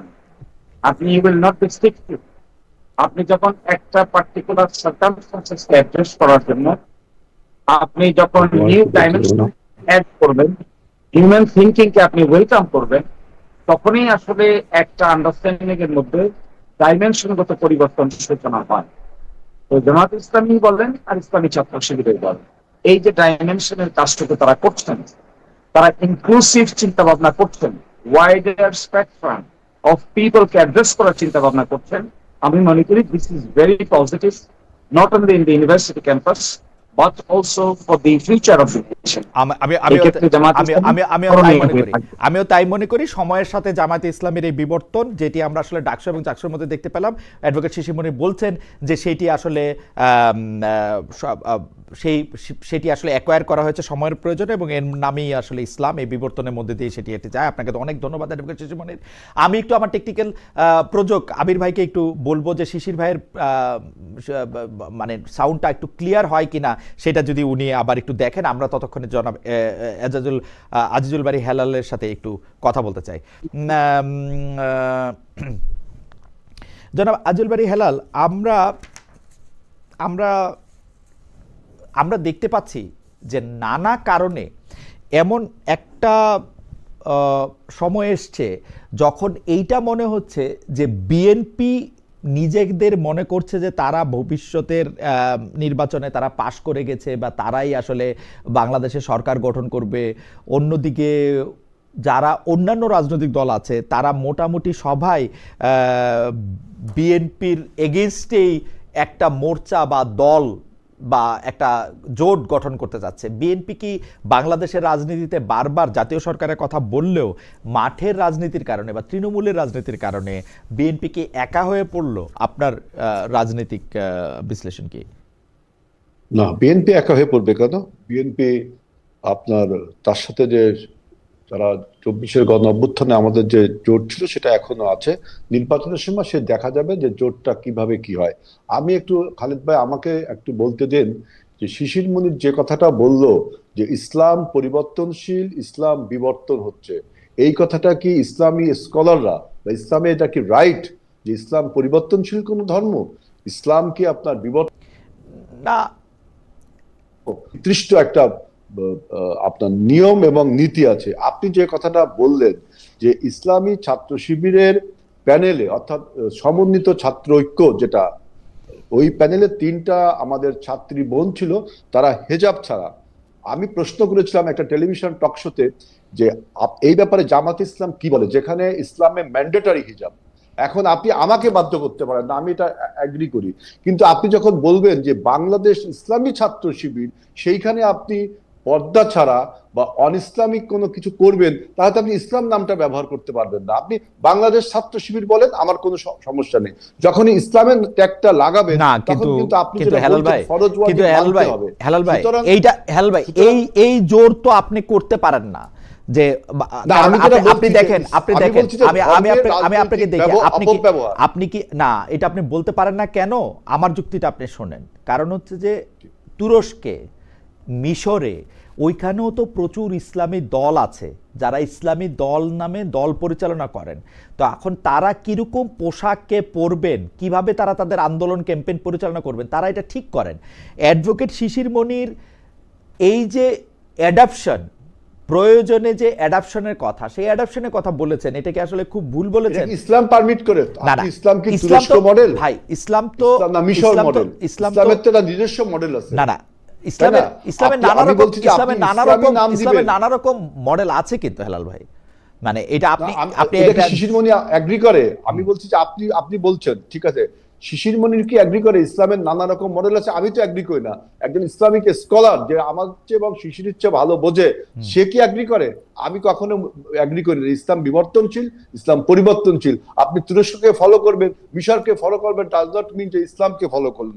অতএব এই যে কথাটা বললেন, এই কথাটা আমি মনে করি যে ইসলামের যে ধর্মের যে রাজনৈতিক অপব্যবহার, সেই অপব্যবহারটা জামাতে ইসলাম বলছে। তারা যদি জামাতে বাংলাদেশ নাম বলতো, আমি এইসব নিয়ে কিছু বলতাম না। যখনই আপনি ইসলাম ব্যবহার করবেন, তখন ফরজ ওয়াজিব এগুলো আপনাকে কঠোরভাবে মেনে চলতে হবে। অথচ আপনার দলে আপনি আমাকে বাধ্য করতে আমি বলছি না। আমি আমি আমি তীব্র প্রতিবাদ জানাচ্ছি যে ইসলাম বিবর্তনশীল ধর্ম না, ইসলাম পরিবর্তনশীল ধর্ম না। ইসলাম কোনো অর্থনৈতিক আইডিয়া না যেটা নিও ক্লাসিক্যাল বা আপনি মডার্নিজম, কিন্তু ইসলাম কিন্তু তা না। আর একটা বলছে যে দেখেন, আপনি ছাত্র সংসদ নির্বাচনে যে অর্থের প্রভাব খাটিয়েছেন তা আপনি স্বীকার করলেন, তাহলে আবার আপনি কিভাবে বলেন যে আগামী জাতীয় নির্বাচনে বা আমাদের যে কোনো জাতীয় নির্বাচনে জামাতে ইসলামের যে অর্থের প্রভাব এবং সে অর্থের উৎসর সন্ধান কিন্তু বাংলাদেশের মানুষ তাহলে জানতে চায় যে আপনি যে ঢাকা একটা কিন্তু উনি তো অর্থের ব্যবহারটা স্বাগত জানালেন। আপনি চিঠি দেন, উনি জানাই দিবে তো, উনি তো বলেন না যে উনি এটা লুকিয়ে রাখবে। না, আপনি কোন ছাত্র সংসদ নির্বাচনে তিনি বলছেন যে ছাত্ররা এখানে টাকা দিয়েছে। আমার বক্তব্য, ছাত্ররা টাকাটা পেল কোথা থেকে? এটা এই অর্থের এইটা যদি আপনি জানতে চান হেলাল ভাই, আপনি যদি এটা জানতে চান, উনারা তো এটা জানাবে, ওটা তো উনারা জানাবে।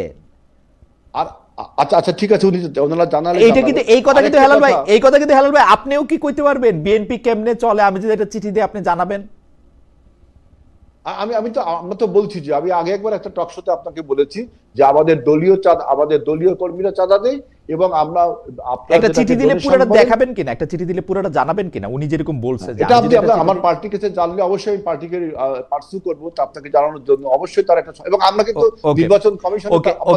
ওকে ধন্যবাদ। আচ্ছা, আপনি দুইটা প্রশ্ন তুলেছেন যে আপনি বলছেন যে ইসলামের বিবর্তন বা পরিবর্তন নিয়ে বা অ্যাডাপশন নিয়ে যে কথা অ্যাডভোকেট শিশিরমণি বলেছেন, সেইটাকে আপনি আসলে সেটা ঠিক অ্যাডাপশনের ব্যাপারে একটা কথা আছে, অ্যাজ লং অ্যাজ এটা যদি আপনার একত্ববাদের সাথে সাংঘর্ষিক না হয় তাহলে কিন্তু অ্যাডাপশন। না, আপনি একত্ববাদের সাথে সাংঘর্ষিক কই পাইলেন হেলাল ভাই? আমি তো পাইতেছি না। আপনি যেহেতু বলছেন অ্যাডাপশন, আমি তো পরিবর্তনের বিরুদ্ধে বললাম, আমি তো এভলিউশনের বিরুদ্ধে বললাম, কিন্তু যখন অ্যাডাপশন বলবেন তখন আমার বক্তব্য অ্যাডাপশন হবে। আমরা নিজেরাই কি ওই কাপড় চোপড় পরে আসি যেটা আসলে পরিবর্তন ছাড়া হয়েছে? না, আমি তো আমার নামে কি বলছি যে বাংলাদেশ জাতীয়তাবাদী ইসলামী দল। আপনি ইসলামের নাম নিবেন, কিন্তু ইসলামের ম্যান্ডেটরি ইসলামের নাম নিলেই কি ইসলামের নাম নিলেই কি এখন আমাকে আমি এখন কোর্টে যাইতে পারবো? আমি এখন টেলিভিশনে কথা কইতে পারবো? আমি এখন রকেটে চড়তে পারবো? আমি কিছু করতে পারবো? আমি কি বলছি আমি ইসলামী দল? আমি কি বলছি ইসলামী দল নিলে আমার এগুলি বন্ধ হয়ে যাবে? না, অবশ্যই আপনি ইসলামকে নামটা ব্যবহার করবেন, তার মানে কি রাজনৈতিক ব্যবহার করছেন এবং ধর্মের সাথে আপোষ করছেন।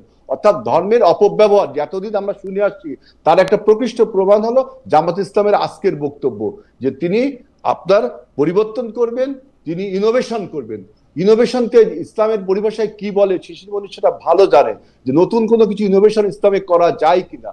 আমি যখন বললেন যে আপনি করেন অ্যাডাপশন, তখন আমি বলেছি যে অ্যাডাপশন ইসলামে জায়েজ, কিন্তু তার সাথে অ্যাজ লং অ্যাজ যে যদি একত্ববাদের কোনো সাংঘর্ষিক না থাকে তাহলে অ্যাডাপশন জায়েজ। কিন্তু আপনি পর্দা ম্যান্ডেটরি কার জন্য ম্যান্ডেটরি, কতখানি ম্যান্ডেটরি, সেটা নিয়ে 100 রকমের তরিকায় 300 রকমের কথা আছে। সেটা জামাত ইসলাম বলুক যে পর্দা ম্যান্ডেটরি, এখানে কোনো তরিকা, একটাই তরিকা যে পর্দা আপনাকে মানতে হবে, কিন্তু আপনি ইসলামে নাম ব্যবহার করবেন, পর্দা মানবেন না। আমার মনে হয় হেলাল ভাই, আপনার প্রশ্নটা জবাব দেওয়ার আগে আমাদের যদি অ্যাডভোকেট শিশিরমণির যদি আমাদের ঠিক মতো শুনে থাকেন, অ্যাডভোকেট মনির আপনি কি একটু রেসপন্ড করবেন? উনি দুটা বিষয় একদম স্পষ্ট প্রশ্ন করেছেন। এক হচ্ছে যে আপনি যে বলেছেন যে বিবর্তন বা এই পরিবর্তন বা অ্যাডাপশন বা অভিযোজন, এটা যে আপনি নেন এটা আসলে ইসলাম মানে কিনা, পর্দা সংক্রান্ত একটা জিনিস ম্যান্ডেটরি কিনা, নাকি আপনাকে ইসলামী নামটা আপনি আর ব্যবহার করতে পারবেন কিনা যখন আপনি এই অ্যাডাপশনের মধ্যে দিয়ে যান বা ইভ্যালুয়েশনের মধ্যে দিয়ে যান। অ্যাডভোকেট শিশিরমণি, আপনি যদি খুব সংক্ষেপে একটু বলেন। আমরা আপনাকে, আমার মনে হচ্ছে আপনার এই প্রশ্নের উত্তরে আমি বলবো, আমার সম্মানিত বড় ভাই আমাদের আজিজুল বারী হেলাল ভাই, সম্ভবত তিনি ইসলামের বেসিক জুরিসপ্রুডেন্স পড়ার সুযোগ পান নাই, অন্যদিকে ব্যস্ত থাকার কারণে, রাজনৈতিক কারণে অন্যদিকে সময় বেশি চলে গেছে, এই জন্য হয়তো তিনি এই প্রশ্ন উত্থাপন করেছেন। ইসলামিক শরিয়ার যে সোর্স গুলো আছে তার প্রথম সোর্স হলো কোরআন। দ্বিতীয় সোর্স হলো হাদিস, তৃতীয় সোর্স হলো ইজমা, চতুর্থ সোর্স হলো কিয়াস, পঞ্চম সোর্স হলো ইজতিহাদ। ইসলামের এই যে অ্যাডপটিভ টেন্ডেন্সি বা অ্যাডপটিভ মেন্টালিটি বা সার্কামস্টেন্সিয়াল ইন্টারপ্রিটেশন, এটি আসে ইজমা, কিয়াস এবং ইজতিহাদ থেকে। যুগে যুগে যারা মুস্তাহিদ থাকেন, যারা ইজমা এবং কিয়াস করেন, তারা ইসলামের কনটেক্সচুয়াল ইন্টারপ্রিটেশন দিয়ে থাকেন। আর যে বোনের কথা বলা হচ্ছে, তিনি কি ছাত্র শিবিরের সদস্য? তিনি কি ছাত্র সংস্থার সদস্য? তাহলে তিনি কি পোশাক পরবেন তাকে ছাত্র শিবির বলে দিবে? তিনি কি পোশাক পরবেন তাকে আজিজুল বাড়ি হেলাল ভাই বলে দিবে? আমি আপনার জবাবটা শেষ হলে আমরা একটু হেলাল ভাইকে শুনতে চাই, কারণ আমরা আপনাকে একটু লম্বা সময় ধরে এবং এই ক্ষেত্রে এই জন্য আমি বলছি এটা আমি একটু প্রতিবাদ করতে চাই সম্পর্কে। খালেদ ভাই, আমাকে একটু বলার সুযোগ দিতে হবে। জি বলেন। যে কথা শিশির মনির যেটা বললো যে ইসলামের প্রাথমিক ধারণা একমাত্র জামাতে ইসলামের ছাত্র শিবির যারা করে তারা জানে, আমি তো তাকে বলি তিনি যেটা বললেন সম্পূর্ণ রং কথা বললেন। আমরা জানি ইসলামের প্রথম সোর্স কোরআন, দ্বিতীয় সোর্স হলো হাদিস, এরপরে যেগুলো আছে ইজমা। আচ্ছা ঠিক আছে, আমরা থিওলজিক্যাল ডিবেটে না যাই হেলাল ভাই, আমরা থিওলজিক্যাল ডিবেটে না যাই। থিওলজিক্যাল ডিবেট করলে আমরা সারাক্ষণই অনেক মনে করেন না খালিদ ভাই আমাকে বলতে দিতে হবে। জি বলেন বলেন বলেন। শিশির মনির যে কথাটা বললো যে ইসলামের প্রাথমিক ধারণা আমাদের মধ্যে নেই, এইটা আমি প্রমাণ করতে হবে যে তিনি কোথায় পেলেন যে ইজমা কিয়াস মানতে আমরা বাধ্য, তিনি কোথায় পেলেন ইজতিহাদ মানতে আমরা বাধ্য। ইজতিহাদ এবং কিয়াসের মধ্যে পার্থক্যটা কোথায় আমি সেটা জানছি। অতএব আমি যেটা বলছি যে ইসলাম আপনার কখনো আপনার পরিবর্তন মেনে নেই কিনা। এখন আপনি নতুন একটা জিনিস ইনোভেশন করবেন ইসলামে যে আমি আপনার প্রশ্ন বুঝা গেছে আপনার প্রশ্ন বুঝা গেছে। একটু 1 মিনিট একটু অ্যাডভোকেট সাহেব এটা একটু অ্যাড্রেস করুক, আমরা আবার আপনার কাছে আসতেছি। 1 মিনিটের একটু বলি যে অ্যাডভোকেট শিশির মনির, আমরা আগেও যে মুস্তাহিদের কথা কি মানতে আমরা বাধ্য?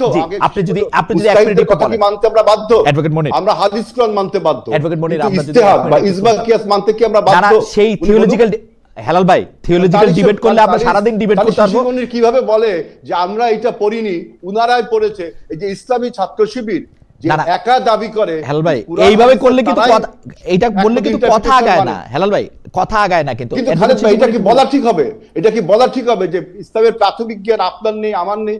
না না, এটা উনারটা উনি বলছেন, না না, এটা উনি সোলেজেন্সি না, এটা কি ঠিক হলো? এটা উনারটা উনি বলছেন, আপনি বলছেন। এখন অ্যাডভোকেট শিশির মনির, আপনি যদি 1 মিনিট একটু বলেন। এটা কি কাইন্ড অফ আন্ডারমাইন না? এটা কি কাইন্ড অফ আন্ডারমাইন না? আচ্ছা ঠিক আছে, ঠিক আছে, আমি এটা মানি যে অ্যাডভোকেট শিশির মনির এটা কাইন্ড অফ আন্ডারমাইন। আপনাকে যদি বলে যে ধর্ম নিয়ে আপনি কিছু জানেন না বা আপনি সুযোগ পান নাই, তো সেটা আমি মানছি।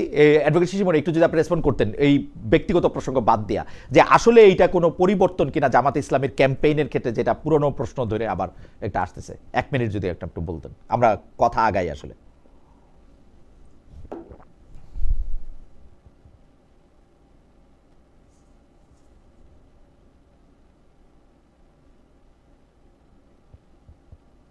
অ্যাডভোকেট মনির, কি আপনি শুনতে পাচ্ছেন আমাকে?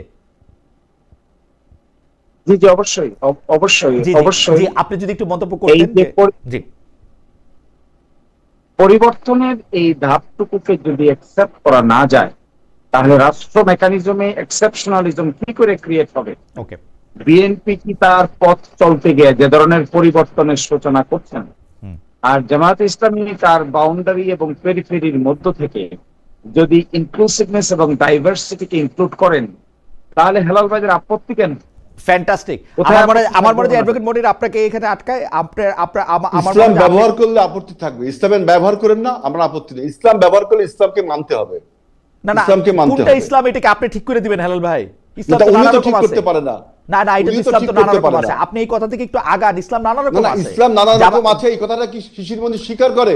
শিশির মনির ইসলামিক পণ্ডিত, উনি বলেন আপনি কি না না হেলাল ভাই, আপনি আমাকে বলেন, আমি থিওলজিক্যাল তর্কে যেতে চাই না। আপনি কি মনে করেন যে তুরস্ক, মিশর, সংযুক্ত আরব আমিরাত, সৌদি আরব এরা অন ইসলামিক দেশ কোনটা? এরা চারটা মডেল অফ ইসলাম। না না, তারা সবাই ইসলাম, আমি সেটাই বলতেছি, তারা সবাই ইসলাম। তারা তো মালয়েশিয়া, ইন্দোনেশিয়া, তারা কি ইসলামের মডেল? রাসূলুল্লাহ সাল্লাল্লাহু আলাইহি ওয়াসাল্লাম ইসলামের মডেল। আমাদের একমাত্র সোর্স কোরআন এবং হাদিস। এইটা আপনি তুরস্ক, রাশিয়া বা আফগানিস্তান বা ইরাক এইগুলোকে তো মডেল বলতে পারেন না ইসলামের। এটা কি শিশিরমণির মানে? এটা কি ইসলামের মডেল? ইসলামের মডেল একটাই, রাসূলুল্লাহ সাল্লাল্লাহু না না, আলাইহি আমি ওয়াসাল্লাম। আপনি ইসলামের নাম ব্যবহার করবেন, আমার এটা আর মনে হয় বলবেন না যে যে বিবর্তন, আমার মনে হয় না তাই তো যে হবে না। ইসলামের মডেল একটাই। কিন্তু হেলাল ভাই, যাই ইসলামের হোক, মডেল আমি একটাই। শিশিরমণির না, আমার সাথে সেটা যুক্তি দেখান, কোনটা বাংলাদেশে, ইসলামের আর এই কোনো মডেল পৃথিবীতে আছে কিনা? কোনটা? তাহলে আপনি বলেন এই পৃথিবীতে ইসলামের মডেল কোনটা বলেন। একমাত্র রাসূলুল্লাহ সাল্লাল্লাহু আলাইহি ওয়াসাল্লাম, একমাত্র রাসূলুল্লাহ এখন কোনটা? তাহলে এখন আর কোনো পৃথিবীতে মডেল ইসলাম নাই, একটাই মডেল। এখন পৃথিবীতে ইসলাম হ্যাঁ? নাই, এখন কোথায় আছে? ইসলাম যে মডেল দেখাই দিয়েছেন আমাদের, সেটাই হলো সেইটা ইসলাম। এখন কোথায় এর আছে বাইরে সেটা গেলে বলেন সেটা না, আর ইসলাম এখন হচ্ছে না। কোথায় আছে সেটা বলেন। এখন কোথায় আছে মানে? এই মুহূর্তে কোথায় চলতেছে সেই মডেলে? এই মুহূর্তে পৃথিবীর কোথাও চলছে, যদি আমার চোখে পড়ে তাই বলবো। আমার মনে হয় না যে ইসলামিক মডেল একমাত্র এই পৃথিবীতে কোথাও ইসলামের মডেল চলতেছে না। হয়তো অনেক জায়গায় চলতে পারে, কিন্তু আমার চোখে এখনো পড়ছে কিনা আমি জানি না। কিন্তু ওকে, ঠিক আছে, আপনার বক্তব্য। ইসলামের মডেল একটাই, রাসূলুল্লাহ সাল্লাল্লাহু আলাইহি ওয়াসাল্লাম যে মডেল দেখিয়েছেন, আর কোনো মডেল না। এটা শিশিরমণি বলুক যে আর কোনো। আচ্ছা ঠিক আছে, আমি অ্যাডভোকেট শিশিরমণির কাছে আসবো। আপনি একটু বিএনপির প্রসঙ্গে আসেন, যে বিএনপি কি এখন কার্যত বিভিন্ন কারণে একলা একটা সংগঠনে বা একলা একটা দলে পরিণত হয়েছে কিনা? না, বিএনপি একলা একটা সংগঠনের পরিবর্তন হয়নি। যখন ওরা একটা জোট করেছে, যে 3 দলীয় জোট, যারা 8 দফা আপনার দাবিতে, তা বাংলাদেশে কি 3টা দল মাত্র বলছে যে ইসলামিক সমস্ত দলকে তারা ঐক্যবদ্ধ করবে। আমি কিছুক্ষণ আগে একটা টক শোতে বলেছি যে ইসলামের সমস্ত রাজনৈতিক দল আপনার জামাতে ইসলামের সাথে যে ঐক্যবদ্ধ হবে, এমন কোনো গ্যারান্টি কিন্তু কেউ দিতে পারে না। আপনারা যখন এখন আন্দোলনে নেমেছেন যে 8 দফা দাবির বাস্তবায়নের দাবিতে, তাহলে আপনারা কেন ওই ঐক্যমত কমিশনের সাথে বসছেন? আপনারা রাজপথে আন্দোলন করছেন, আবার ঐক্যমত কমিশনের সাথে বসছেন, তো হবে না। আর আপনি বলছেন বিএনপি একলা, বিএনপির সাথে তো আপনি দেখছেন যে কতগুলো রাজনৈতিক দল আমাদের সাথে আছে। আমরা যুগপৎভাবে আন্দোলন করেছি। জামাতে ইসলাম একমাত্র দল আমাদের সাথে যুগপৎভাবে আন্দোলন করেছিল আপনার হাসিনা বিরোধী আন্দোলনে। কিন্তু 28শে অক্টোবর আমরা দেখেছি কিভাবে তাদের আন্দোলনটা শেখ হাসিনার প্যাট্রোনাইজে হলো আর আমাদের উপরে ক্র্যাকডাউন হলো, এটা আপনারা দেখেছেন। সুতরাং বিএনপি একা হয়নি, 24-এর গণ অভ্যুত্থানের সকল শক্তি আমরা ঐক্যবদ্ধ আছি। আমরা বলছি যে আমরা নির্বাচনী জোট জামাত বাদ দিয়ে সবার সাথেই করতে রাজি আছি আমরা। ওকে, ধন্যবাদ হেলাল ভাই। আমরা একটু দর্শকদের কাছে একটা প্রশ্ন করেছিলাম, সেইটা দর্শকদের জরিপটা একটু আসি। বাংলাদেশের ঐক্যমত্য কমিশনের অভিজ্ঞতা ভবিষ্যতে অন্যান্য দেশও অনুসরণ করবে মনে করেন প্রধান উপদেষ্টা ডক্টর মোহাম্মদ ইউনূস। প্রিয় দর্শক, এই আশাবাদ যথার্থ বলে মনে করেন কিনা? শতকরা 57% দর্শক মনে করছেন যে এটি যথার্থ, বা যারা ভোট দিয়েছেন তারা মনে করছেন যে যথার্থ। শতকরা 43% মনে করছেন যে এটি যথার্থ না। আমি একটু অ্যাডভোকেট শিশিরমণির আপনার কাছে বিভিন্ন বিষয় নিয়ে আপনি হয়তো একটু মন্তব্য করতে পারবেন, কিন্তু আমরা ক্রিস্প কতগুলি আসলে বিষয় আপনার সামনে আনতে চাই। মানে ক্রিস্প বলবো কিনা জানি না, মানে যেটা আসলে চট করে এটা শোনা যায়, কারণ আপনার আসলে আমাদের শুনতেও একটু কষ্ট হচ্ছে, সেজন্য আমি চট করে এটা বলি।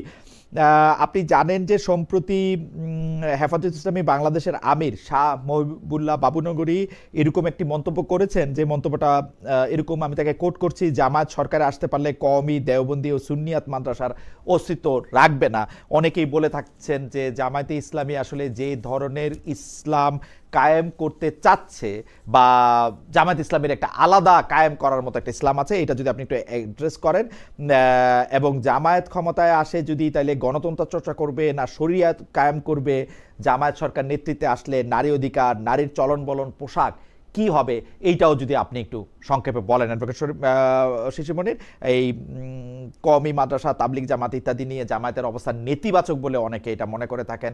অনেকে মনে করে থাকেন বাংলাদেশে যে একটা ইসলামী রাজনীতি বা ইসলামী গোষ্ঠী একত্র হতে পারল না, এটার একটা বড় কারণ জামায়াতে ইসলামী। কারণ জামায়াতে ইসলামীর রাজনৈতিক আদর্শ অন্য সবগুলি ইসলামী দলগুলির রাজনৈতিক আদর্শ থেকে আলাদা। জনাব অ্যাডভোকেট শিশিরমণির।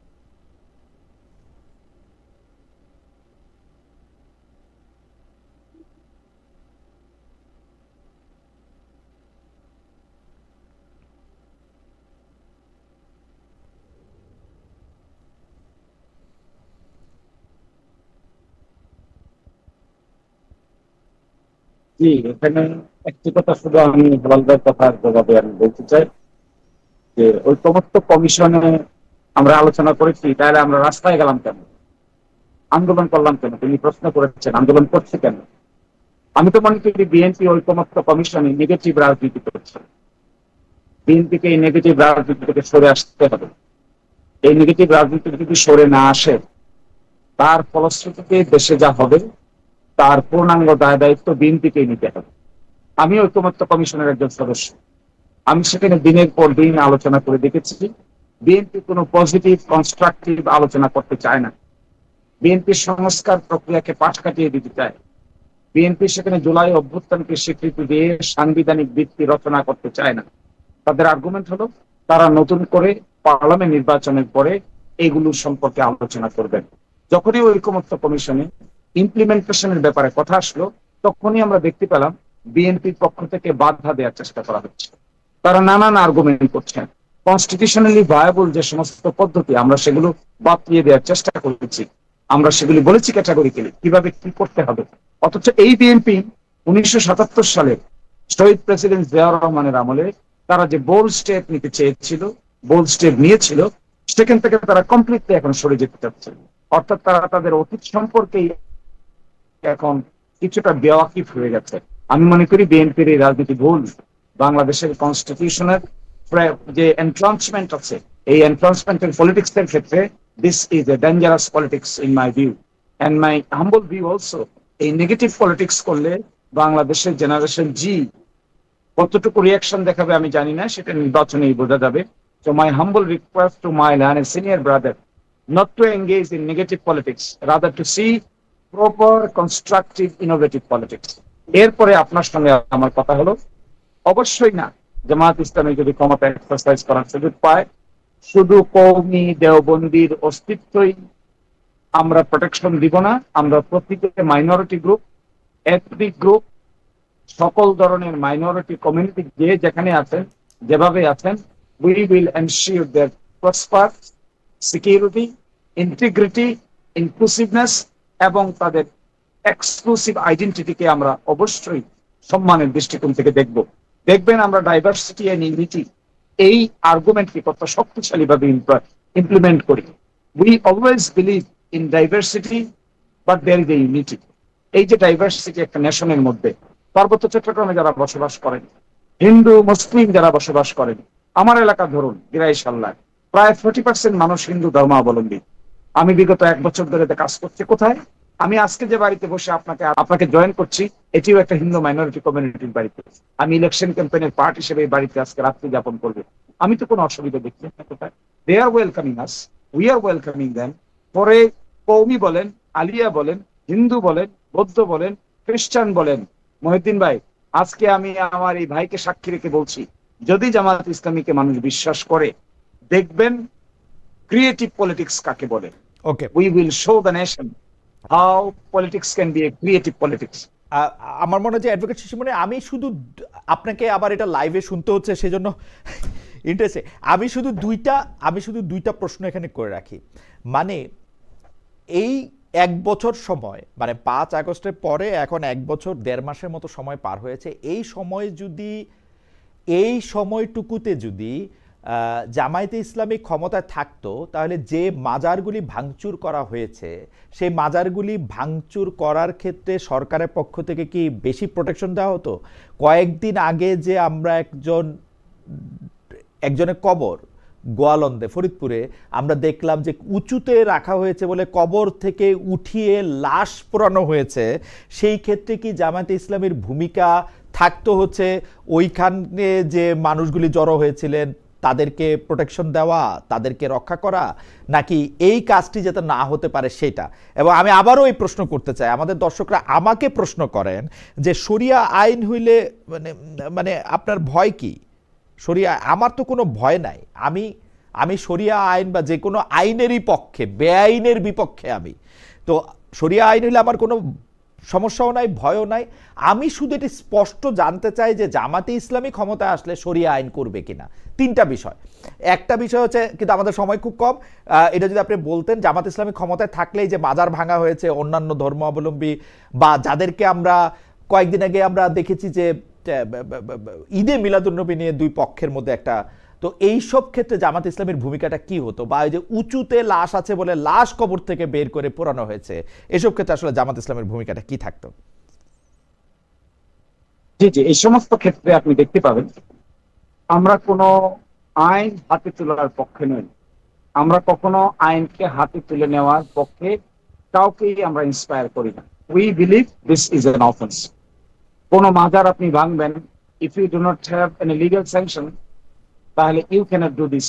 রাষ্ট্রীয় মেকানিজম তো কোনো সিটিজেন ইমপ্লিমেন্ট করতে পারবে না। রাষ্ট্রীয় মেকানিজম ইমপ্লিমেন্ট করতে গেলে law enforcement agency is the only body যারা নাকি রাষ্ট্রীয় মেকানিজম ইনফোর্স করতে পারে। সেটার জন্য আদালত আছে। কারো যদি কোনো বিবাদ থাকে তাহলে সে আদালতে যাবে। আদালত যদি পার্টিকুলার কোনো রায় দেয়, রায় অনুযায়ী ল এনফোর্সমেন্ট এজেন্সি কাজ করবে। সেই জন্যই দেখবেন আমরা বলেছি আর্টিকেল 116 অফ দ্য কনস্টিটিউশন কে আমরা রেস্টোর করতে চেয়েছি, যেন আমাদের lower judiciary, higher judiciary complete independence হয়। বিচার তো আমরা করব না, আমরা তো রাষ্ট্র। যদি তার পরিচালনা মানে করার সুযোগ পাই আপনারা কোনো আইন হাতে তুলে দিবেন না, সেটি পরিষ্কার। এবং সেই ক্ষেত্রে রাষ্ট্রের ক্ষেত্রে সেটি থাকবে। আপনারা শরিয়া আইন প্রবর্তন করবেন কিনা?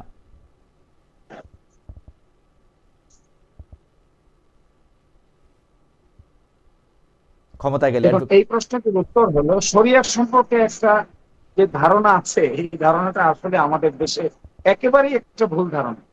এই যে আমি জনাব মহিউদ্দিন ভাই আপনার সঙ্গে শিষ্টাচার মেনটেন করে একটি হিন্দু মাইনরিটি কমিউনিটির একজন ভাইয়ের বাসায় থেকে কথা বলছি, this is also part of শরিয়া। আমি যে ব্যাংকিং করছি, this is also part of শরিয়া। আমি যে ট্রান্সপারেন্সি অ্যাকাউন্টেবিলিটির কথা বলছি, this is also part of শরিয়া। আমি কিন্তু বাংলাদেশে ডেমোক্রেসির কথা বলছি। শিশির মনির, আমার কথা শুনে, আমি কিন্তু বাংলাদেশে একটা আইনও দেখি না যেটা শরিয়া বিরোধী এখন পর্যন্ত।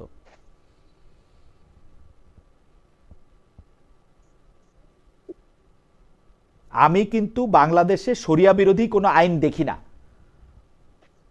তাহলে এখানে যে প্রশ্নটা করা হচ্ছে শরিয়ার 2-3টা বিধানকে নিয়ে, বলা হচ্ছে যে আই ফর আই, বলা হচ্ছে লাইফ ফর লাইফ। এটাকে শরিয়ার একটা, আর নারীদের জন্য যে ভয়টা দেখানো হচ্ছে এটা কমপ্লিটলি দেখবেন আমরা ক্লিয়ার করি কেমন করে। ডাকসু নির্বাচন তার এক্সাম্পল। নারীদের পোশাক, তার আচরণ, তার রাইট টু প্রাইভেসির ক্ষেত্রে আমাদের কোনো বাধা বিপত্তি নেই। We always believe in freedom. Dhaka ইউনিভার্সিটিতে বা অন্য যে কোনো ইউনিভার্সিটিতে ছেলেমেয়েরা সহশিক্ষার ক্ষেত্রে আপনাদের কোনো সমস্যা নাই। এবং দেখবেন ডাকসুতে যারা ইলেক্টেড হয়েছে তারা তো 1 বছরের জন্য হয়েছে, তাই না? 1 বছর তারা কি করে দেখবেন, কি প্রোগ্রাম তারা হাতে নেয়। অনেকে মানে আপনাদেরই সমর্থন করে এরকম অনেক বক্তা অনেক সময় বলে থাকেন যে সহশিক্ষা বা নারী শিক্ষা একসাথে ছেলে পুরুষের সাথে একসাথে করা এটা ঠিক না। এটাতে আপনাদের কোনো সময় এই ব্যাপারগুলি আসলে হয়তো আপনাদেরকে ভবিষ্যতে এটা ক্লিয়ার করতে হবে। অ্যাডভোকেট শিশির মনির, আমরা আসছি আপনার কাছে। আমরা একটু জনাব হেলালের কাছে একটু যেতে চাই। হেলাল ভাই, শিশির মনির একদম স্পষ্ট অভিযোগ করেছেন যে বিএনপি নেগেটিভ রাজনীতি করছে সে, এবং সেই নেগেটিভ রাজনীতির থেকে বেরিয়ে না আসতে পারলে সেইটা আপনাদের জন্য খারাপ হবে। আমার একজন বন্ধু আপনার কাছে প্রশ্ন করেছেন, কোরআন সুন্নাহ মানতেই হবে মুসলিম হলে, তাহলে কি ছাত্রদলে বিএনপিতে কেউ মুসলমান নাই? তাদের মধ্যে আসলে পর্দা পুশিদা ঈমান আকীদা সেটাই বা কতটুকু? আপনি কি নিজেকে মুসলমান মনে করেন কিনা, ইসলামের আদর্শে থাকা একজন মানুষ মনে করেন কিনা? আপনার, যাই হোক, এটা আপনি উত্তর দিলে দিতে পারেন, না দিতে পারলে আমি একজন গর্বিত মুসলমান। প্রথম বক্তব্য হলো আমি একজন গর্বিত মুসলমান। হ্যাঁ, কিন্তু এবং আমি যে রাজনীতিটা করি সেই রাজনীতির আগে আমি ইসলামের এই ভাষাটা ব্যবহার করছি না। অর্থাৎ ইসলামকে আমি এক্সপ্লয়েট করে আমি রাজনৈতিক বা অন্য কোনো বেনিফিট নিতে চাচ্ছি না। ইসলামের সাথে আপনার পলিটিক্যাল স্বার্থে ইসলামের বিভিন্ন আকীদাকে কম্প্রোমাইজও করতে চাচ্ছি না। ইসলামের একমাত্র সোর্স কোরআন সুন্নাহ আমি অবশ্যই মানি এবং সেইভাবে মেনে চলার জন্য চেষ্টা করি। ভুল ত্রুটি আমার হয়, কিন্তু আমি ইসলামকে এক্সপ্লয়েট করি না। এখন বক্তব্য যে বিএনপির নাকি ভুল রাজনীতি, তাহলে শিশির মনির, আপনার তো বিএনপির কি কি করা উচিত এ ব্যাপারে একটা নির্দেশনামা দেওয়া উচিত। যেমন আপনি ইসলামের সোল এজেন্ট হলেন, যে ইসলাম কিভাবে শরিয়া ইমপ্লিমেন্ট হবে, কোনটা ইসলাম না। আপনারা যে নেগেটিভ পলিটিক্সটা করলেন, দেখেন যে আপনি জুলাই মুভমেন্টটা হলো, জুলাই মুভমেন্টটা গভর্নমেন্টকে সরিয়ে দেওয়ার জন্য, not to destroy the constitution. এই আমাদের জুলাই মুভমেন্ট কি কনস্টিটিউশনকে ডিস্ট্রয় করে দেওয়ার জন্য হয়েছিল? Not to create any new constitution. নতুন কোন সংবিধান তৈরি করার জন্য কি জুলাই মুভমেন্ট হলো? তাহলে আপনারা ভুল রাজনীতিটা করলেন কি, যে জুলাই মুভমেন্ট কি আপনারা বলছেন নতুন একটা, না কিন্তু আমি যদি অন্যভাবে প্রশ্ন করি হেলাল ভাই, জুলাই মুভমেন্ট কি আসলে কনস্টিটিউশনটাকে আপহোল্ড করার জন্য হয়েছিল? জুলাই মুভমেন্টটা হয়েছিল to alter the government, to alter the fascism, to alter the fascism, not to substitute the constitution, not to create a new constitution. এবং এরকম কোন ম্যান্ডেট তখন যখন অনগোয়িং জুলাই অভ্যুত্থান যখন চলে, তখন এরকম কোন ম্যান্ডেটও আপনার ছিল না যে আপনি একটা নতুন কনস্টিটিউশন তৈরি করবেন। আরেকটা কথা, আপনারা এখন বলছেন যে এই সরকারের বৈধতা নিয়ে অনেক কথা বলছেন। আপনারা যদি আজকে এই সরকারকে অবৈধ বলেন, তাহলে কি হাসিনার পালে বাতাস দিচ্ছেন না? আপনারা ভুল রাজনীতি করছেন না? ফ্যাসিবাদ যেখানে কলকাতার থেকে বলছে যে ডক্টর ইউনূসের নেতৃত্বে কোনো নির্বাচন হতে দেওয়া হবে না, সেই একই বয়ান আপনারা রাজপথে যায় দিচ্ছেন যে পিআর না হলে নির্বাচন হতে দেওয়া হবে না, বিভিন্ন দাবি দেওয়া না মানলে নির্বাচন হতে দেওয়া হবে না। তাহলে হাসিনার যে বয়ান যে ইউনূসের নেতৃত্বে নির্বাচন হবে না, সেই একই কথা বলছেন। এখন আবার বলছেন তত্ত্বাবধায়ক সরকারের কোশ্চেন করছেন। আপনি একবার ভাবুন, যদি তত্ত্বাবধায়ক সরকারকে আবার গঠন করতে হয়, বাংলাদেশ কি ভয়াবহ পরিস্থিতির মধ্যে যাবে। অতএব আপনারা অতীতে যে ভুল রাজনীতি করেছেন, এখনো সেই ভুল রাজনীতি করছেন। আপনারা অতীতে বহুবার ভুল রাজনীতি করেছেন, আমি এগুলো রেফারেন্স দিচ্ছি, এখন আবার সেই ভুল রাজনীতি করছেন। জামাত ইসলামের রাজনীতিটা আমরা এক পাশে সরায় রাখি, কিন্তু বিএনপি বাংলাদেশের সবচেয়ে বড় রাজনৈতিক দল। আওয়ামী লীগ যদি নির্বাচনে অংশগ্রহণ না করে, তাহলে বিএনপিরই সবচেয়ে বেশি, তৃণমূলের সবচেয়ে বেশি সমর্থক আছে, সবচেয়ে বেশি লোক আছে, সেইটা আসলে আমরা অনেকেই বুঝি। কিন্তু বিএনপি যে ক্ষমতায় আসার আগেই বিভিন্ন স্থানে ক্ষমতার যে তেজ, সেই তেজ দেখানো শুরু করেছে। সেই দুর্নীতির জায়গা থেকে স্পেশালি যেগুলিতে আসলে হুমকি ধাপকি চাঁদাবাজি সেগুলি করা যায়, সেগুলির ক্ষেত্রে যে মানে ভূমিকা রাখতেছে, আমরা কেমনে জনগণ হিসাবে, বাংলাদেশে ভোটার হিসেবে এইটা আমরা মনে করব যে বিএনপি একটা ছোটদের আওয়ামী লীগ হইতে যাচ্ছে না? এইটা আপনার একটা ন্যারেটিভ আপনি বলছেন, বা জনগণ মনে যদি থাকে, সেই পারসেপশনটাকে আমরা আপনার মোকাবিলা করবো। কিন্তু আমার বক্তব্য, জামাতে ইসলাম বাংলাদেশ খুব সুকৌশলে, কারণ ক্যামোফ্লেজের রাজনীতিতে তাদের থেকে পায়োনিয়ার আর কেউ নেই। এই যে বাংলাদেশের সফট পাওয়ার যেগুলো আছে, আমি সফট পাওয়ার বলতে বোঝাচ্ছি ব্যুরোক্রেসি, আমি সফট পাওয়ার বলে বোঝাচ্ছি ল এনফোর্সিং এজেন্সিস এবং বিভিন্ন অ্যাসোসিয়েশন, বিভিন্ন কনস্টিটিউশন, বিভিন্ন আপনার অফিস আদালত, স্কুল কলেজ মসজিদ মাদ্রাসার, এইগুলোকে যেভাবে তারা প্রাধান্য দিয়েছে খুব সুকৌশলে, এই ব্যাপারে পুলিশ প্রশাসন তাকে এবং প্রশাসনের বিভিন্ন জায়গাতে তারা হেল্পও পেয়েছে। এইখানে যে চাঁদাবাজি, এইখানে যে দস্যুতা, এইখানের ফলে তাদের যে প্রাধান্য তৈরি হয়েছে, এইটা কিন্তু আপনি বলছেন না। যে বাংলাদেশে দেখেন আওয়ামী লীগের বিরুদ্ধে যত মামলা হয়েছে, এই মামলাগুলো দেওয়ার উচিত ছিল পুলিশের। পুলিশ এই মামলাগুলো না দিয়ে জনগণকে আহ্বান করছে আপনারা মামলা দেন। এবং জামাতে ইসলাম এইখানে বলছে যে অন্য রাজনৈতিক দলকে যে আওয়ামী লীগকে ঠেকাতে হবে, কিন্তু গোপনে গোপনে আমাদের মির্জা আব্বাস যে কথাটা সুন্দর করে বলেছে, গোপনে গোপনে আওয়ামী লীগের সাথে ব্যালেন্স করছে তাদের জনপ্রিয়তা, তাদের ভোট বাড়ানোর জন্য বা তাদের শক্তি বাড়ানোর জন্য। এই যে কৌশলটা অবলম্বন করেছে, যে আপনার প্রশাসনের থেকে, ল এনফোর্সিং এজেন্সি থেকে, বিভিন্ন স্কুল কলেজ মসজিদ মাদ্রাসার কমিটিতে তারা সুকৌশলে ঢুকে গেছে, ঢুকে যায় সেখান থেকে প্রচার করছে বিএনপি চাঁদাবাজি করেছে, অমুক করেছে, তমুক করেছে, জামাত ইসলাম তো চাঁদাবাজি করেছে। এই কথাগুলো বলা হচ্ছে না। বিএনপি চাঁদাবাজি করতেছে না আসলে, হেলাল ভাই, বিএনপি চাঁদাবাজি করতেছে না আসলে। আমরা কি অস্বীকার করেছি? অস্বীকার করেছি, আমরা সেই ব্যাপারে স্টেপ নিয়েছি। আমরা এটাকে ডিনাই করছি না, আমরা এটাকে আপনার কগনিজেন্সে নিচ্ছি। কিন্তু জামাত ইসলাম টোটালি ডিনাই করছে, এবং তারা যে সফট পাওয়ারগুলোতে বসে আছে, এইটা যে এইখান থেকে যে ক্ষমতা তারা দেখাচ্ছে তৃণমূল লেভেলে, আমরা যারা তৃণমূলের রাজনীতি করি আমরা দেখছি যে আওয়ামী লীগের সাথে কিভাবে এক্সপ্লয়েট করছে। হেলাল ভাই, আপনার বক্তব্য পরিষ্কার। আমি একটু অ্যাডভোকেট শিশিরমণির কাছে যেতে চাই। অ্যাডভোকেট শিশিরমণির, আপনি তো হেলাল ভাইকে শুনলেনি, আমরা কিন্তু আজকে আপনার একটু দৃষ্টি আকর্ষণ করতে চাই দৈনিক ইনকিলাবের প্রধান শিরোনামের ক্ষেত্রে। সেটাতে বলেছে যে জামায়াত যে জুলাই সনদের সাংবিধানিক ভিত্তি ও পিআর পদ্ধতির নির্বাচনের দাবিতে আন্দোলনে নামতে যাচ্ছে, তার মধ্যে জামায়াত ভারতের এজেন্ডা বাস্তবায়ন করতে চায়। জামায়াত যুগপত কর্মসূচিতে ইসলামী আন্দোলন খেলাফত মজলিসকে পেলেও শেষ দিকে সে সরে গেল এনসিপি, গণ অধিকার ও এবি পার্টি। এটা একটা ধাক্কা কিনা?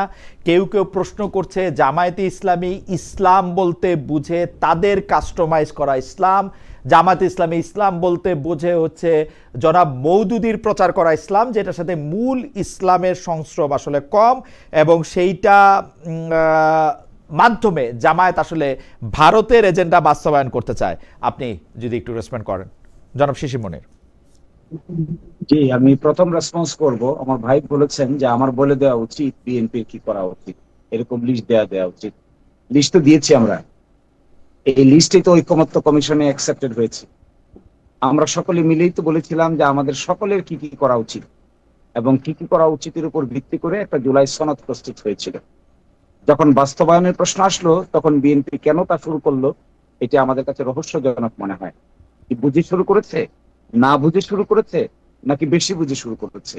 এই প্রশ্নটি আমি ঐকমত্য কমিশনের আর্গুমেন্টে বারবার উপস্থাপন করেছি যে নো, বিএনপি ইমপ্লিমেন্টেশন করার ক্ষেত্রে পিছপা কেন? ঐকমত্য তো হয়েছে, তালিকা তো ঠিক হয়ে গেছে। অ্যাডভোকেট শিশির মনির, আমি একটা প্রশ্ন করতে চাই। নিম্নকক্ষের পিআর এর প্রশ্ন তো কোনো আলাপেই ছিল না, আপনারা এটা ইনভেন্ট করলেন, বিভিন্ন জায়গায় বলতে থাকলেন এটা নিয়ে এখন একটা আন্দোলন করবেন। এটা কেন? আমি তো অ্যাডভোকেট শিশির মনির কাছে জানতে চাই এটা কেন, মানে হঠাৎ করে এই নিম্নকক্ষের পিআরটা কেন আসলো? আমি জবাব দিচ্ছি আপনাকে। জি, আপনি দেখেন, দ্বিকক্ষ বিশিষ্ট পার্লামেন্টের প্রস্তাব কিন্তু প্রথম বিএনপি তুলেছিল। ঐকমত্য কমিশনে যখন দ্বিকক্ষ বিশিষ্ট পার্লামেন্টের প্রস্তাব উঠেছে তখন ঐকমত্য কমিশন বলল একটা উচ্চ কক্ষ হবে যার সদস্য সংখ্যা হবে 105 জন, আর একটা নিম্ন কক্ষ হবে।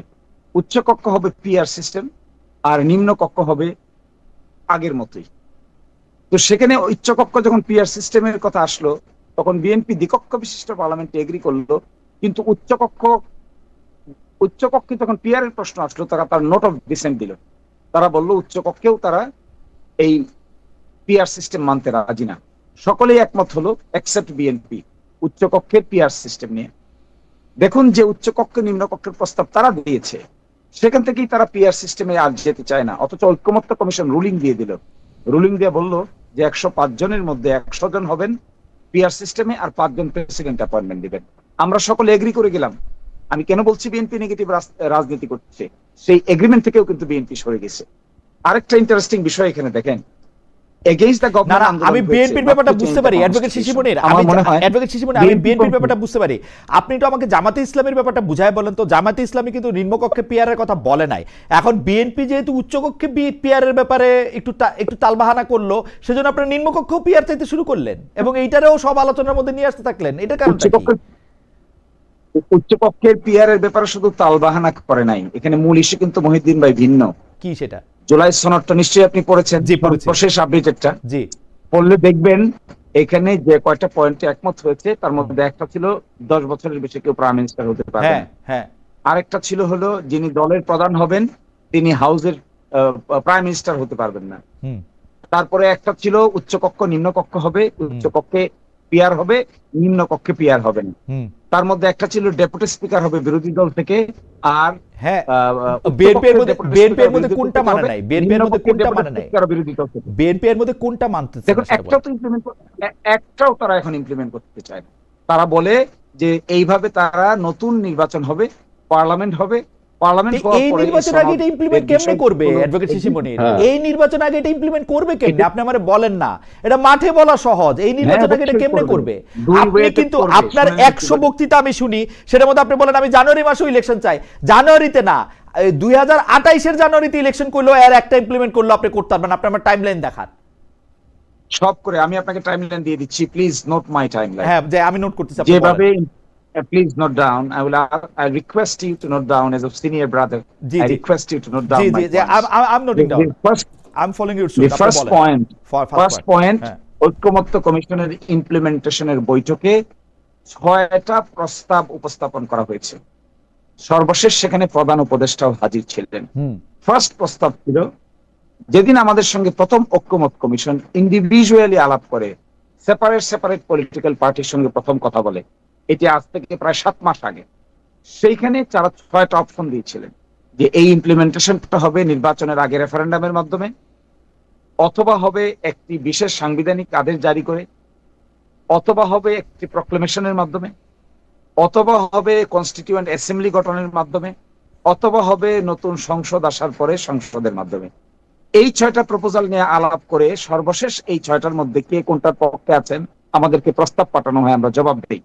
আমরা বলেছি যেহেতু যে জিনিসগুলোতে আমরা এগ্রি করলাম, এখানে basic structure of the constitution change করার মতো কিছু প্রপোজাল আছে, আমরা এগ্রি করেছি। সেই জন্য আমরা বলেছিলাম basic structure of the constitution সংবিধান অ্যামেন্ড করে পরিবর্তন করা যায় না। এটা করার দুটো রাস্তা আছে, তার মধ্যে প্রধানতম গুরুত্বপূর্ণ রাস্তা হলো কনস্টিটিউয়েন্ট অ্যাসেম্বলি গঠন করে যখন এটা করা হয় তখন basic structure can be altered. একটা প্রপোজাল আছে ওখানে যে হাইকোর্টের 6টা বিভাগ আবার বিভাগে চলে যাবে। আপনি জানেন হাইকোর্টের 6টা বিভাগ হয়েছিল, 8th অ্যামেন্ডমেন্ট মামলায় সেটা আনকনস্টিটিউশনাল ডিক্লেয়ার হয়েছে। ঐকমত্য কমিশনে ডিক্লেয়ার করা হয়েছে ডিসেন্ট্রালাইজেশন অফ হায়ার জুডিশিয়ারি, যেখানে 6টা আবার নিজ নিজ বিভাগে চলে অ্যাডভোকেট যাবে। শিশিমনির এই ব্যাপারগুলো আমি মোটামুটি জানি। এখন ঘটনা হইতেছে যে আপনি 6টা প্রস্তাব দিচ্ছেন, সেই 6টা প্রস্তাবের মধ্যে বিশেষ সাংবিধানিক একটা জিনিস আছে যে বিশেষ সাংবিধানিক পরিবর্তন আপনি এটা করবেন কিনা। আপনি এখন তো একটা গণঅভ্যুত্থান হয়ে যাওয়ার পরে এই সংবিধানের মাধ্যমে উপদেষ্টারা আছে না 106 এর মাধ্যমে আছে, এগুলি নিয়ে তর্ক করে তো তর্কের শেষ নাই। এখন ঘটনা হইতেছে যদি আমরা একটা ইলেকশন চাই, আপনারা কি এই দাবি করতেছেন যে প্রথমে একটা গণপরিষদ নির্বাচন কইরা তারপরে সংবিধানরে নতুন করে রাইখা নতুন করে আইনা তারপরে আবার একটা ইলেকশন করতে? এইটাই আমি বুঝতেছি। কিন্তু আমার কথা হইলো আপনারা যদি আসলে মানে বা একটা রেফারেন্ডাম দিয়া ওইটার মধ্যে হা না ভোটের মধ্যে কে জিতলো কে হারলো এটা কইরা আপনারা এটা চাইতেছেন যে আপনারা হয় গণপরিষদ নির্বাচন করবেন নাহলে রেফারেন্ডাম করবেন। আমার কথা হইলো যে ভাই এইটা একটা জাতীয় সংসদ নির্বাচন দেন, জামায়াতে ইসলামী বিএনপি তারা তাদের জনগণের রায় প্রত্যক্ষভাবে পরীক্ষা করুক। এটা আমি আপনি সবাই জানি যে গণভোটের মাধ্যমে আসলে প্রত্যক্ষ পরোক্ষভাবে রায় পরীক্ষা করা যায় না। আপনারা ক্ষমতায় আসেন, আপনারা এগুলো ইমপ্লিমেন্ট করেন। বিএনপি তো এইটাই কইতেছে যে আপনারা তো ক্ষমতায় আসবেন, ক্ষমতায় সেগুলো ইমপ্লিমেন্ট করেন, অসুবিধাটা কি?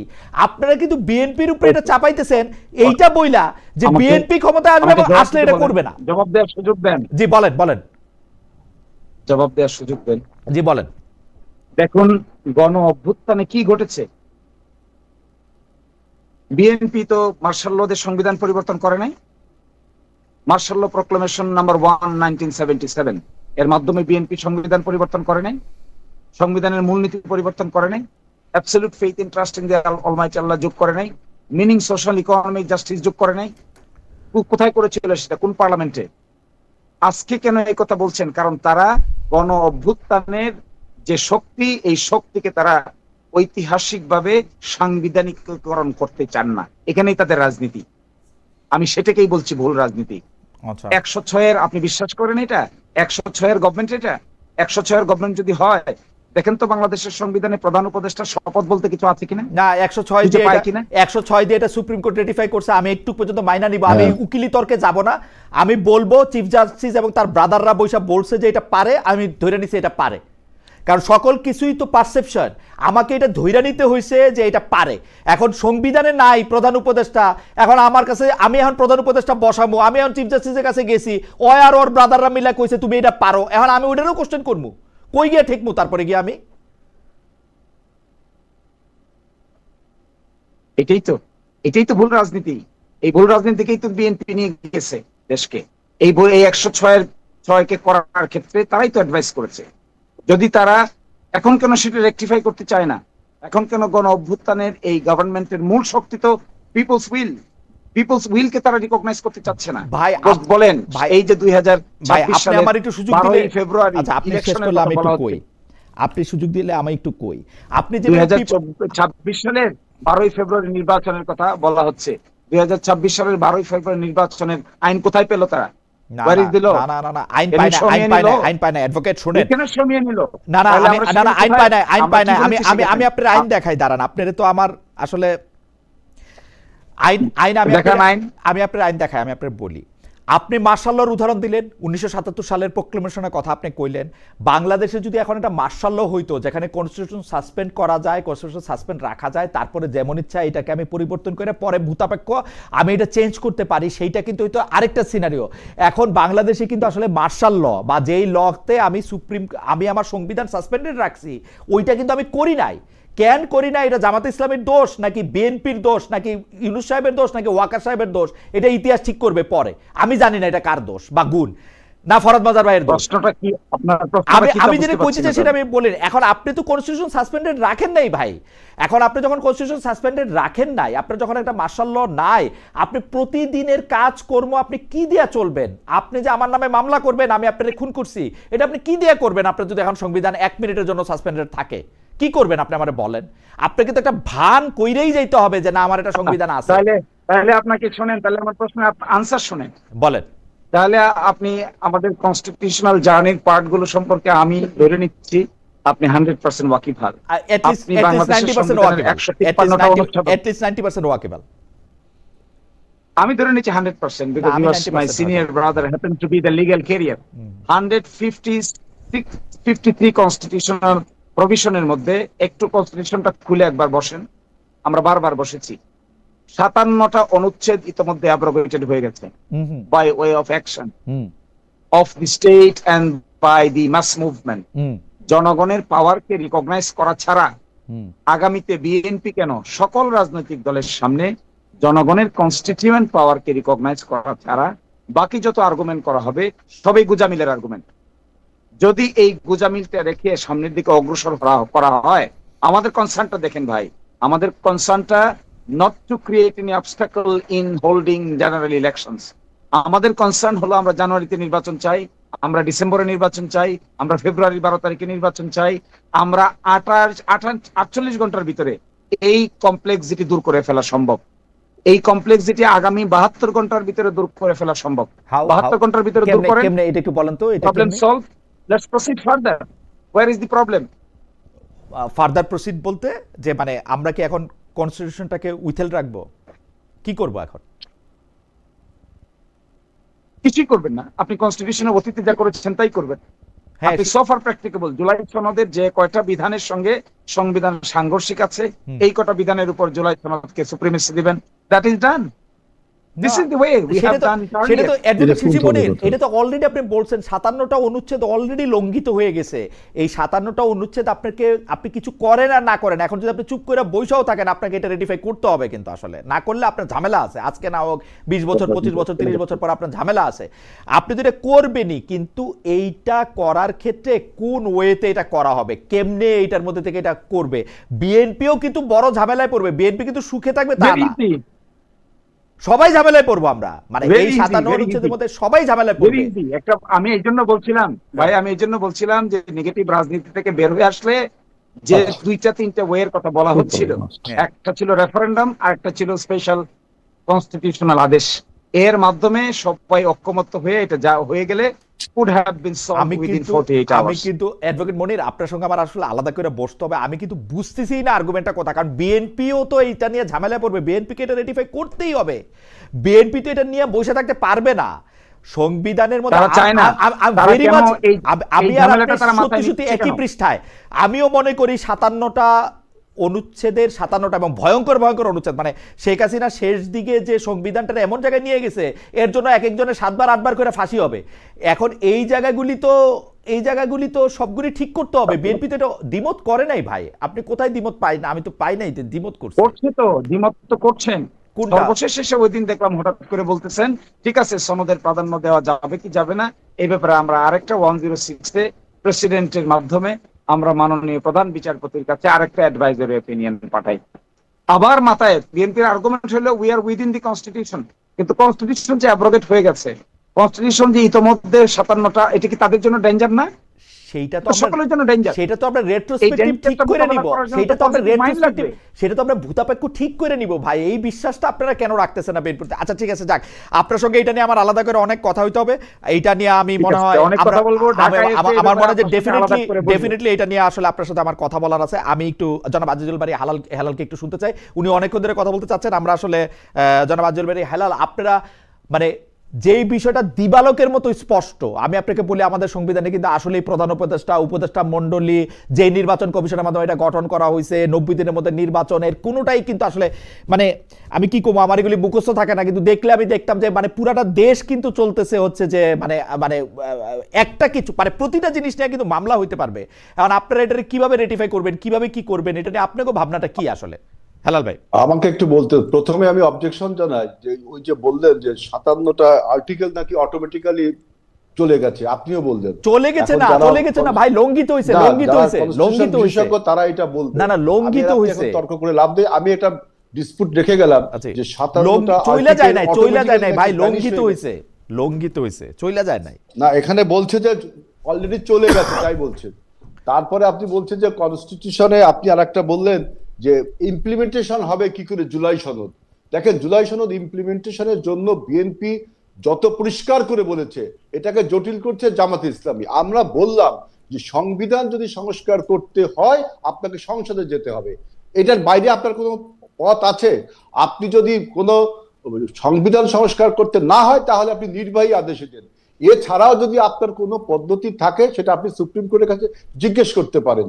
আপনি বলছেন যে নতুন একটা এগ্রিমেন্ট করতে হবে যেখানে সকলের সনদ থাকবে যে এই এগ্রিমেন্টে যদি কেউ আপনার লঙ্ঘন করে তাকে নাকি যে ট্রিজন অফেন্স, আপনাকে সেই রাষ্ট্রদ্রোহী মামলা খেতে হবে। মানে 71-এর সেই ঢেকুর এখনো শেষ হয়নি, আবার মানে রাষ্ট্রদ্রোহী মামলা খেতে হবে এই জুলাই সনদ যদি আপনারা যে একটা কি একটা বলছেন যে এই সনদটাকে যদি আমরা সবাই না মান্য করি।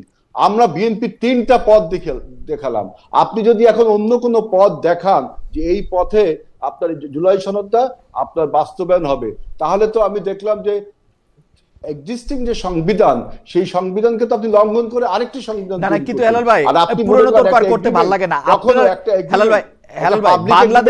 বাংলাদেশে যে 15টার থেকে 20টা সংবিধান সংশোধনী হয়েছে, এগুলি কি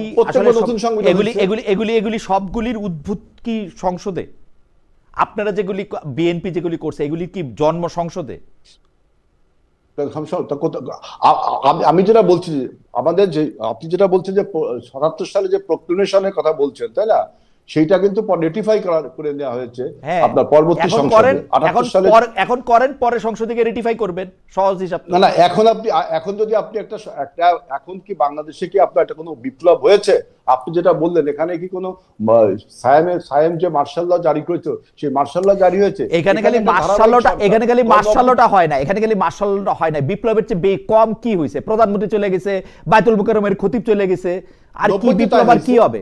90-তেও তা হয়েছে, যেই ছাত্রের পরীক্ষা দেওয়ার কথা 2 দিন পরে সে মন্ত্রী হয়েছে, আর কি বিপ্লব হবে? এটা আপনি রেটরিকলি বলতে পারেন যে ছাত্রের পরীক্ষা দেওয়ার কথা সে মন্ত্রী হয়েছে, এটা আপনি বিপ্লব হয়নি, এটা একটা বিসদৃশ্য কাজ হয়েছে। আমি সেটা বলছি যে আপনারা আজকে সংবিধানকে আপনারা যে বিভিন্ন রকম প্রশ্ন তুলছেন এই বৈধতা, সরকারের বৈধতা নিয়ে সংবিধানের বিভিন্ন খুঁটিনাটি বিষয় নিয়ে তুলছে, আসলে আপনাদের উদ্দেশ্যটা কি, মতলবটা কি? মতলবটা হলো হেলাল ভাই আমি একটু বাংলা ভাষায় বলি, অ্যাডভোকেট শিশির মনির অনেক বেশি শিক্ষিত সেজন্য সে একটু কঠিন ভাষায় বলে, আমি বাংলা ভাষায় বলি। বাংলা ভাষাটা হইল 2024 সালের 5 আগস্টের পর থেকে আজ পর্যন্ত সংবিধানটা যদি আপনি সুপ্রিম ল ধরেন, সেই সুপ্রিম লর অনেকগুলি লঙ্ঘন আপনি অলরেডি করে ফেলছেন। কইরা ফেলতে হয়েছে আপনার উপদেষ্টা পরিষদ কইরা, প্রধান উপদেষ্টা কইরা ফেলতে হয়েছে যে রাষ্ট্র পরিচালনার বিভিন্ন জিনিস নেয়া। এখন আপনি এটা রেটিফাইটা কেমনে করবেন এটা আপনাদের বলতে হবে, তো এটা রোড ম্যাপ বলতে হবে তো যে এটা করবেন। আপনি উদাহরণ একটা বলুক, আমরা তো বললাম যে 106 এর বিনিময়ে আমরা একটা অন্তর্বর্তীকালীন সরকার আলোচনা শুনে বুঝতে পেরেছেন যে কত টাকা তাদেরকে দেওয়া হয়েছিল, কত টাকা খরচ করেছে রাষ্ট্র নির্বাচনে, এবং শিবির যে একটা কতটা মেকানিজম নিজেদের মেকানিজম রয়েছে এগুলো প্রকাশ করেছে। পাশাপাশি জাতীয় ঐক্যমত কমিশন বিএনপির কারণে ঐক্যমত হচ্ছে না, এটা কিন্তু পরিষ্কার সবাই, কারণ সবাই সব বিষয়ে একমত হলে বিএনপি সে বিষয়গুলোতে একমত হতে পারতেছে না। অথবা বিএনপির একটা কেন্দ্রীয় সিদ্ধান্ত তাদের কোনো স্বার্থ রয়েছে এই জন্য হচ্ছে না, কিন্তু হচ্ছে না ঐক্যমত গুলো। গত 1 বছর যাবত যে ঐক্যমত কমিশনের বৈঠক হয়েছে এই বৈঠকগুলো কোনো কাজেই আসে নাই।